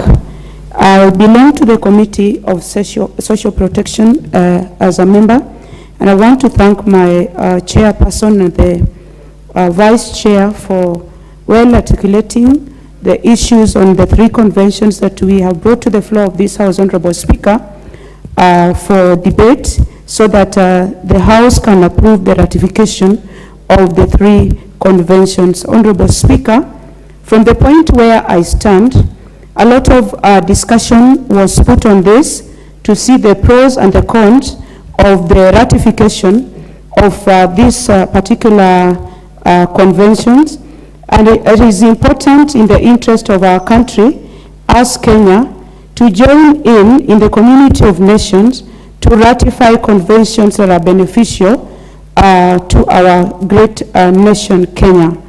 Honorable Speaker, these particular conventions are also in line with the supreme law of the land, that is the Constitution of Kenya 2010, under Article 53, that provides for the protection of the great children that are born of Kenyan and non-Kenyan nationals. It is important, Honorable Speaker, that our children are not subjected to abuse, neglect, harmful cultural practices, all forms of violence, Honorable Speaker, inhumane treatment and punishment, and hazardous and exploitative labor. These conventions provide for support recovery, Honorable Speaker, that where we have two nationals involved in the bearing of a child, and one goes and abandons their responsibility, that this particular law can be invoked so that these children can get support from the parent, either the mother or the father who has abandoned the child. Also, there is also parental responsibility, Honorable Speaker, which is also provided for in the Children Act that was passed in 2022, the Children Act 2022, that allows or provides for equal responsibility in parenting. Responsibility in terms of access to the child, and also support to the child, and any other issue that relates to these children. Honorable Speaker, we find more often than not other nationals leaving their children in Kenya, especially if they come to Kenya to work, or they may come here also for conferences, and at the end of the day, Honorable Speaker, we find their children littered all over in Kenya, leaving especially our young Kenyan girls who are lured into having sexual responsibility with these outsiders or these visitors. They leave their children behind, Honorable Speaker. And some of the girls who are lured into these kinds of acts, Honorable Speaker, some of them are underage. And in case this happens, Honorable Speaker, then this particular convention can be invoked together with our local laws. Honorable Speaker, other than the highway children, we also have the Batuk children that are being left in Nanyuki, where we have the British Army training unit in Nanyuki in Kenya. And this is a matter that was clearly followed by the last Parliament, 12th Parliament. I was a party to it. And the ratification, if the House approves the ratification, Honorable Speaker, it's going to be a move in the right direction. And I support this particular move by the committee. I know it's going to benefit our children, Honorable Speaker. I thank you for the opportunity. Member for Trans Nzoia County, the Honorable Lillian Sioi. Thank you, Madam Speaker, for giving me this chance to support the adoption of this motion. I stand here as the women rep of Trans Nzoia, and I'm here to articulate issues to do with women, of which this one is attaching us directly, Madam Speaker. Madam Speaker, our women or our girls in our constituencies or in our country have really suffered under the hands of the foreigners and even our men here. Madam Speaker, I support this because our girls, despite having measures having been put across for them to be supported in case the marriage is not there, our girls are still struggling, because most of the time it happens for a shorter period, and within no minute they are left again to continue struggling alone, or go back to court to go and complain again that the children are not being supported. So, Madam Speaker, I want to say I also have one girl who has really suffered because she gave birth with a white from Italy, and she gave birth to 2 children, and as I speak now, the girl is struggling alone. And you know the children are in primary schools, of which it's even difficult for some of us to support them because we are not supposed to give bursaries to primary students. Instead, we give to secondary schools. So, Madam Speaker, I support this because our children are really suffering in the hands of the foreigners. Thank you so much, Madam Speaker. The Honorable Member for Busia County, Honorable Catherine Omayo. Thank you, Madam Speaker. I support this motion. First of all, children belong to the government. Sometimes where a mother or a responsible adult is not involved, I think we should up our game as a government to make sure that all children in Kenya are protected and get their rights from when they are born. These incidences have been happening year in, year out, and in a million years, we are still here talking about this. I think it is a responsibility of all of us, whether with limited education or not. Once a child is involved in a family or a community, we should all be on guard to see how they are raised, the environment, what they are getting as they are raised, and if maybe because of poverty, some people neglect and it reaches to this level where children are at danger, then I think that's when the children departments in every maybe towns are supposed to go out of their comfort zones. Many times we have been called in my county in a children's office to go and take some of these children, and as they seek to get to the bottom of the line why the children have been neglected or they have been reported to have gotten lost, we are asked to help, and yet facilities to even shelter these children in every county, I don't think they are there. So there are so many other things that actually make this a little complicated, and yet it is not supposed to be complicated. So I support this motion, and I know that where Kenya is today after independence, we should be implementing more things than theoretically narrating. Thank you. Thank you. It looks like this motion is women top heavy. I can see the Honorable Member for Sirisia, Honorable John Waluke. Thank you very much, Madam Speaker, for giving me a chance also to contribute on this very important motion, Madam Speaker. The adoption of this motion, Madam Speaker. Madam Speaker, it is important for us as a House to make sure that we adopt this report, because our children, Madam Speaker, many people have been taking our children, some going to them to abroad without the permission of even the parents. Many children, Madam Speaker, have been reported to have gotten lost. People steal children in hospitals, in homes, in town, Madam Speaker. So we need to put very strict laws that can protect our children, Madam Speaker.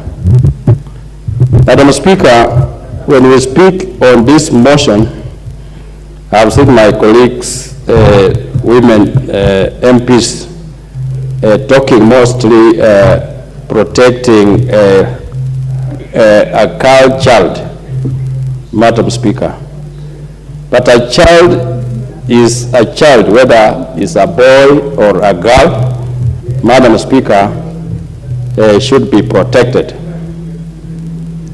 Madam Speaker, Article 53 of the Constitution, Madam Speaker, protects children of this country, all children of this country, Madam Speaker, and citizens of Kenya, Madam Speaker. So, Madam Speaker, the laws that are there, Madam Speaker, I think they are weak.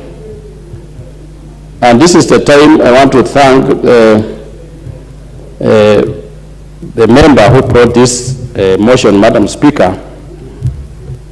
And as the House, Madam Speaker, this is the time to adopt this report, Madam Speaker, so that we protect children of this country.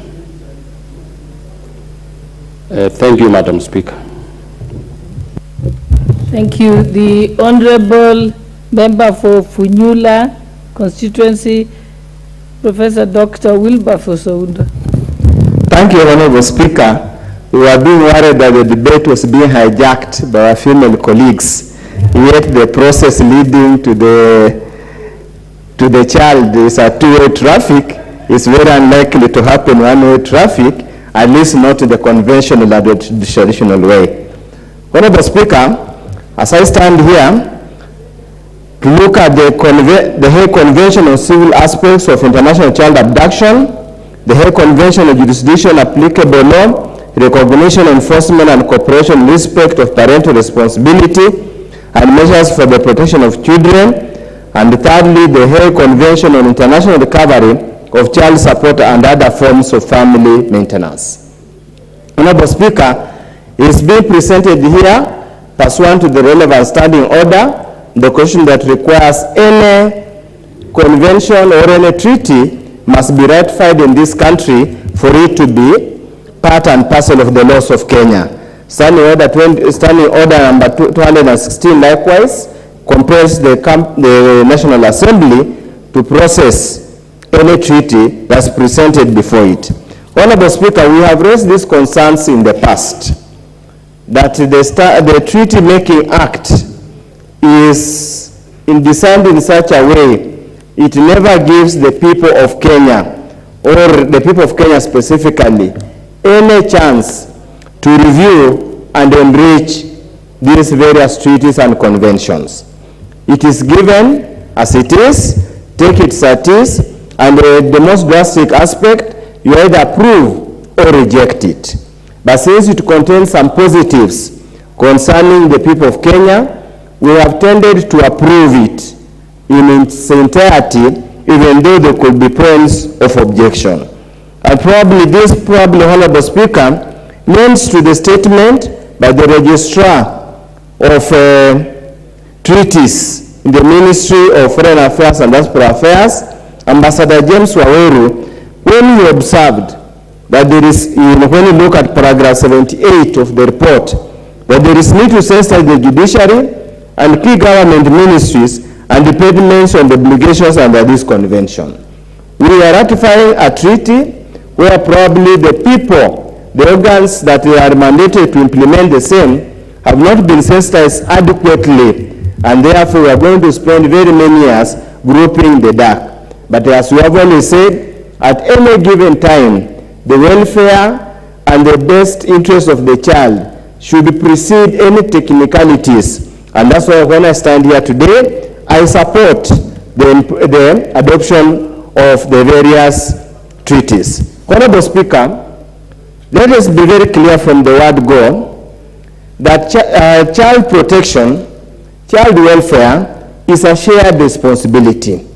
And the Constitution clearly says a child belongs to both mother and father, regardless of the economic, political, social, or whatever status of either of the parents. And that's why you find our courts have been very progressive in the interpretation on the issue of child welfare, child custody, child maintenance between the various parties. Honorable Speaker, it has been a tendency in this country, and I want to echo the sentiment of Honorable Nganga, being the MP for Thika and Thika Road, which is the case example, of children. The girls will wake up in the morning, they have children, but they're unable to distinguish between the same looking Chinese to know who is the father. They would walk there in the morning, all of them squinted eyes, they're unable to tell who is the father. I would want to imagine that there must be a process, either scientific or unscientific, that can allow our girls to identify among these wazungus. You know, wazungus, Chinese, and the rest at times tend to look the same, Honorable Speaker.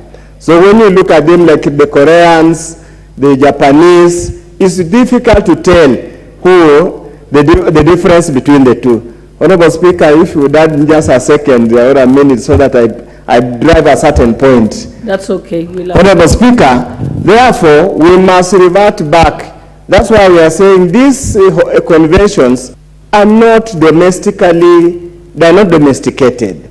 Because at times, once those guys run away, you know, they'll take you to a ping pong game. Say, now let's go for DNA. They'll look like, they go to DNA, it reads negative. So the girl is left in tears. He does not know who is actually the father of the child. So therefore, Honorable Speaker, as we domesticate this, we need to look at our various acts of big acts.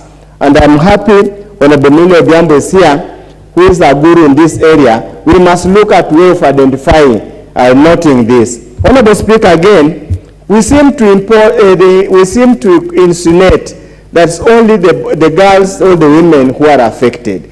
There are also very many cases where women are abandoning children in the village to go work in Dubai, in Arab countries, and fail for child support here. So this notion that it's only the women who are affected is misguided, and that's why some of the agendas being pursued by women activists and women groups get lost because they seem to only look at it from one angle. I would urge them to also, again, as you synthesize, as you talk, we must look at those women who abandon children in the villages. They go make money wherever they go and refuse to support. With those few remarks, Honorable Speaker, I support the motion. Thank you. The Honorable Member for Suba North, Honorable Mili Odhiambo. Thank you, Madam Speaker, for giving me this opportunity to support the three conventions that have been presented by the Committee on Social Protection. The Convention of 23rd November 2007 on the International Recovery of Child Support and Other Forms of Family Maintenance. Secondly, Convention on Jurisdiction, Applicable Law, Recognition, Enforcement, and Cooperation in respect of parental responsibility and measures for the protection of children, concluded on the 19th of October 1996. And third, the Convention on Civil Aspects of International Child Abduction, concluded on 25th of October 1980. Madam Speaker, let me thank Honorable Wunda for recognizing my work in the children's sector. Indeed, as a matter of fact, most of my professional work has actually been around the issue of the rights of children and the rights of women, but primarily on the rights of children. Madam Speaker, I think ab initio, I just want to indicate that by virtue of Article 2.5 and 2.6 of the Constitution, that says that any treaty that is ratified by Kenya becomes the laws, part of the laws of Kenya, I would want to actually call on the leadership to consider bringing treaties one by one. Madam Speaker, I would like you to, Honorable Speaker, I plead your attention. I know you are consulting with my sister, but I plead your attention because I'm seeking and begging for one thing that you can actually take forward as House leadership. By virtue of Article 2.5 and 2.6, once these conventions pass this floor, they become part of the laws of Kenya. So we can make direct reference to them as laws of Kenya. Yet, we are dealing with them as one law. We are dealing with three conventions on different aspects of child protection, but we are bringing all three of them at once. If I were to compare them to other laws, it means we are actually dealing, it's almost like an omnibus, but on substantive issues of three laws. So I would want to request that in future, committees bring one treaty at a time. And the reason is also on the issues that Honorable Wundo is raising. because they raise very diverse issues, and if I wanted to raise all those issues in relation to each and every treaty, I may not have the time because of the also scarcity of time. But also because once we pass this, it becomes part of the laws of Kenya. And I also want to indicate that contrary to what my good friend Honorable Windo says, under the Treaty Making and Ratification Act, when the committee is considering, you can actually consider putting a reservation to an article you do not agree with. Like I'll give you an example, there's a direct article that goes against, of one of the treaties that goes against provisions of the Constitution of Kenya. And because if we pass it, it means it will already be directly in conflict with a constitutional provision, and yet will have given it a stature of a constitutional provision because it is anchored in the Constitution. So it actually creates a problematic issue. Madam Speaker, Kenya is actually ahead in terms of our own domestic laws. We have the Children Act, among several other issues, among several other laws that deal with comprehensively with these issues. And in the last parliament, just before we went home, we passed a very comprehensive law dealing with most of these issues, child protection, issues of custody, civil aspects. I know Kenya has ratified the ones that have the criminal aspect, Madam Speaker. I can see my time is running out, but I just wanted to point out, Madam Speaker, it's my concern. I have an extra 2 minutes. Thank you, thank you. I really, really appreciate, Madam Speaker. Madam Speaker, my concern is number one, in reference to children born out of wedlock. The conventions do not seem to be addressed this. And in fact, one of them addresses in the negative. If you look at the convention that deals with jurisdiction under Article 4, it says the convention does not apply to the establishment of or contesting of a parent-child relationship. So it actually says that you cannot question parenthood under that article. Yet Article 53 of our Constitution says you can by questioning who the parent is. So it means we can even do DNA to establish whether a man is actually the father of the child, because the mother is usually kind of obvious. So in that case, Madam Speaker, it means it sort of goes against our own Constitution. And then if you look at, Madam Speaker, the other one that is the same convention also deals with the issue of when a child is born. And this one actually recognizes children at the point of when they are born. Yet our Constitution recognizes children from conception. So this also goes directly against our own Constitution, Madam Speaker. Madam Speaker, again, because of time, you notice I'm actually just focusing on one convention. And that is why I'm requesting that in future, so that we actually see where there are those tensions that are likely to conflict with our own laws, it is good if we bring one convention at a time. And it is possible. Even if we did this immediately after the present, the second and the third, it is still possible because we are actually making law. But the challenge that I see us faced with is that we sometimes think that ratification of treaties is like passing a report. No, this is legislation. It's not a motion. It is not a report, just a report. It is a report because it comes from the committee, but we are, after this, we'll have passed a law, and once the executive then goes ahead and ratifies, it becomes binding on Kenya. I think the only saving face for me is that we have also ratified the Convention on the Rights of the Child, so even where there are certain tensions, we might fall back to that. But if you have very sharp lawyers, these are some of the things that will find their way into a constitutional court. Otherwise, just to encourage the committees, please in future, if you don't agree with one, make a reservation very boldly in relation to that article. Otherwise, Madam Speaker, I do support, and thank you once again for extending for me the time. I appreciate. Honorable Millie, I know your many years that we spent in the child rights world. That's why I gave you a little extra time.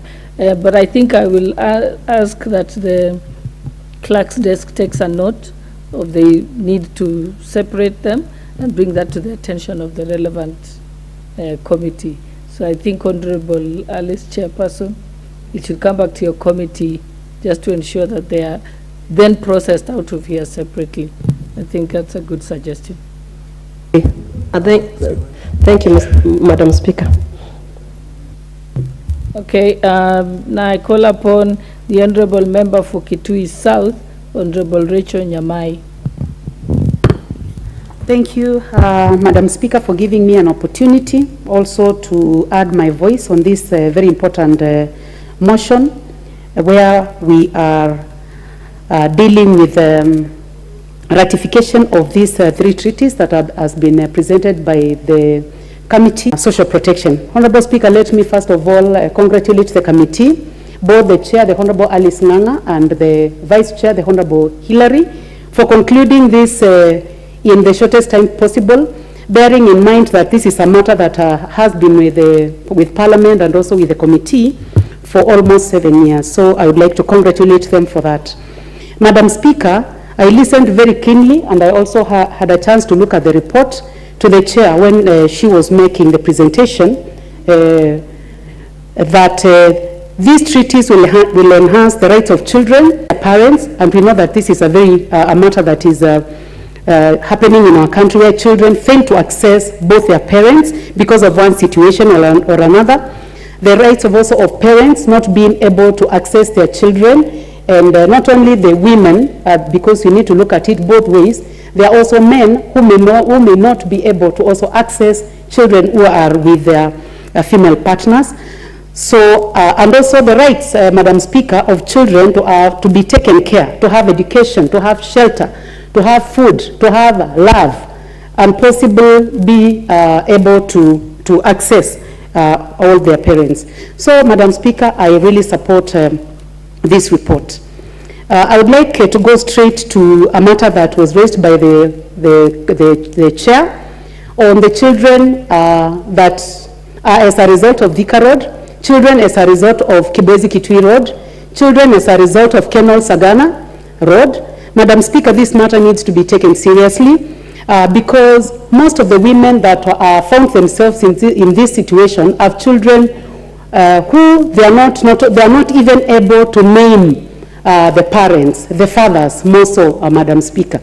And Madam Speaker, what I would like to encourage our girls, because I am personally affected because of the construction of Kibwezi Kitui Road, is that I must tell the women that make sure that you can identify the person that you are relating with, and make sure that when times are good, Madam Speaker, you get hold of that passport, make a photocopy, keep one of the copies with your mother, your sisters, your brothers in different places, so that when things go wrong, you have a possibility of at least identifying the name of that person, Madam Speaker. All our girls in Nairobi, in Mombasa, in Kisumu, in Laikipia, Madam Speaker, where we have the British Army training, we have our women who are stranded with children who they cannot name. Our women should not just live with white people and call them Mzungu. Some of them are not Mzungu, Madam Speaker. Some are Chinese, others are Pakistanis, others are Koreans. But our people just refer to all of them as Mzungu. They must identify them. And the best way to identify them is when things are good, get that passport and make sure you make a copy, because things can go wrong, Honorable Speaker. Madam Speaker, I also listened to the Chair, and the Chair said that their committee will walk to the government offices and present this report. And also they'll be able to go to The Hague and present this report. I would also like to encourage them to support women, especially those who are not educated, to make sure that they get hold of the judgments, the court judgments. They may not be able to do this because this is not their everyday work, but there are government agencies that can pick these cases and ensure that they go through the judgments and they support our people, Madam Speaker. So I really appreciate that I got a chance, Honorable Speaker, to put my voice in this very important motion, and I would like to congratulate the committee and tell other committees to do the same, to take matters that have been in their committees and deal with them as fast as possible, as the Chair, Honorable Alice Nganga, and the Honorable Hillary have done. Thank you, Madam Speaker. Thank you, honorable members, and I note that there is a few members to my right. You have an opportunity, you will speak, because we have sufficient time. If you just allow me to dispense with those who will take over from the seat here. The Honorable Peter Kaluma, member for Homa Bay Town. Yes, thank you, Madam Speaker. Madam Speaker, I'm looking at the content of the report. I have not done so in full. The warnings that I would want to begin with, Madam Speaker, is that these are being referred to as the Hague Conventions. It bothers me that we somehow want to ratify these conventions and treaties, and we keep signing them as if we are obligated to do so. In fact, as if we are doing nothing else, not considering why they should be signed or not. Madam Speaker, by rushing to sign in the manner I see us doing, and I'm saying this, Madam Speaker, because I'll want to give some recommendations in terms of how we deal with treaties in future. This is the reason, Madam Speaker, as to why you get states like the United States, states like Israel, states like China, states like Russia did not sign the ICC treaty for Hague. But they come shouting to you that when you engage in such acts, you have to be taken to the Hague.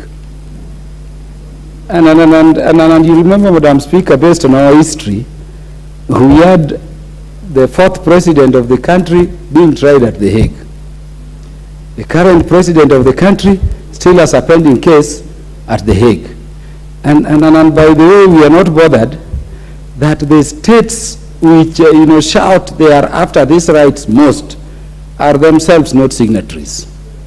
The question that I would be asking if I were in charge of this convention is, number one, do these states we are talking about, whether the United States, the so-called superpowers, economic superpowers, whether it is Russia, whether it is Israel, whether it is the G20, have they signed? I think I have to make you stick to the topic. I know where you're going. Yes. But this we are just talking about, these are child rights conventions. I'm fine with them, Madam Speaker, and you remember you are they have three separate names. The civil aspects of international child abduction, jurisdiction, applicable law, recognition, enforcement, cooperation, parental responsibility, measures for protection of children, and then on international recovery of child support. Surely, Honorable Kaluma, I taught you child rights. I get you. That is the point I was making. Now you want to go to another topic. Madam Speaker, I remember that was so many conventions which were ratified and agreed upon by the humanity of nations.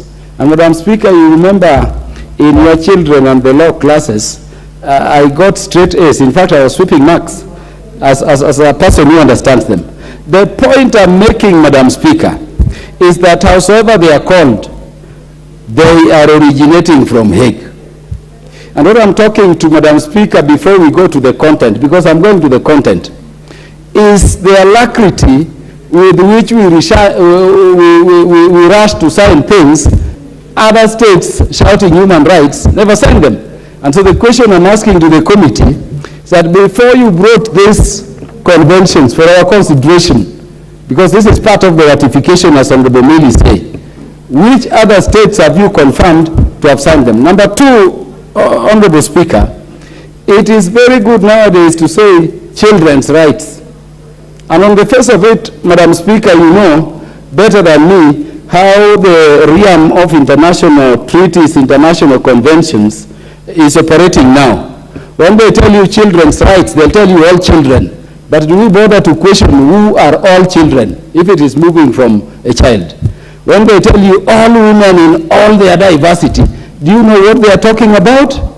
Your guess is as good as mine. So my hope, Honorable Speaker, is that the committee did not just end up at presenting this report in terms of the summaries we are seeing here, but you've weeded through with the knowledge of where the world is going in terms of these provisions, to know that, number one, they are in accord with our constitution. Number two, they are in accord with our acts, particularly the one relating to the Children's Act, which will also be amending in a short while.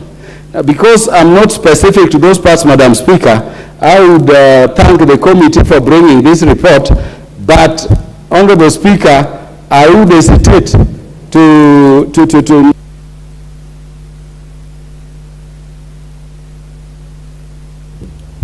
You can finish your sentence in exactly 10 seconds. Thank you, Madam Speaker, for your gratis award. I would say beyond the passage of this motion, if it will pass, we go back to dig to ensure that they accord with our existing laws. And in terms of ranking, we need to amend the Judicature Act and the Constitution to say that however ratified, they will rank below our statutes and the Constitution. I thank you, Honorable Speaker. Your point, yes. Your point of order, Chairperson. Madam Speaker, before we brought this report to the House, we just did not sit down as the committee as alone. We engaged many lawyers as well as the AG and the registrar. And we did not take even one day. We have been doing it ever since. So by the time Honorable Member, Honorable Karuma sees us tabling, bringing this motion to the floor of the House, it means we did what we ought to have done.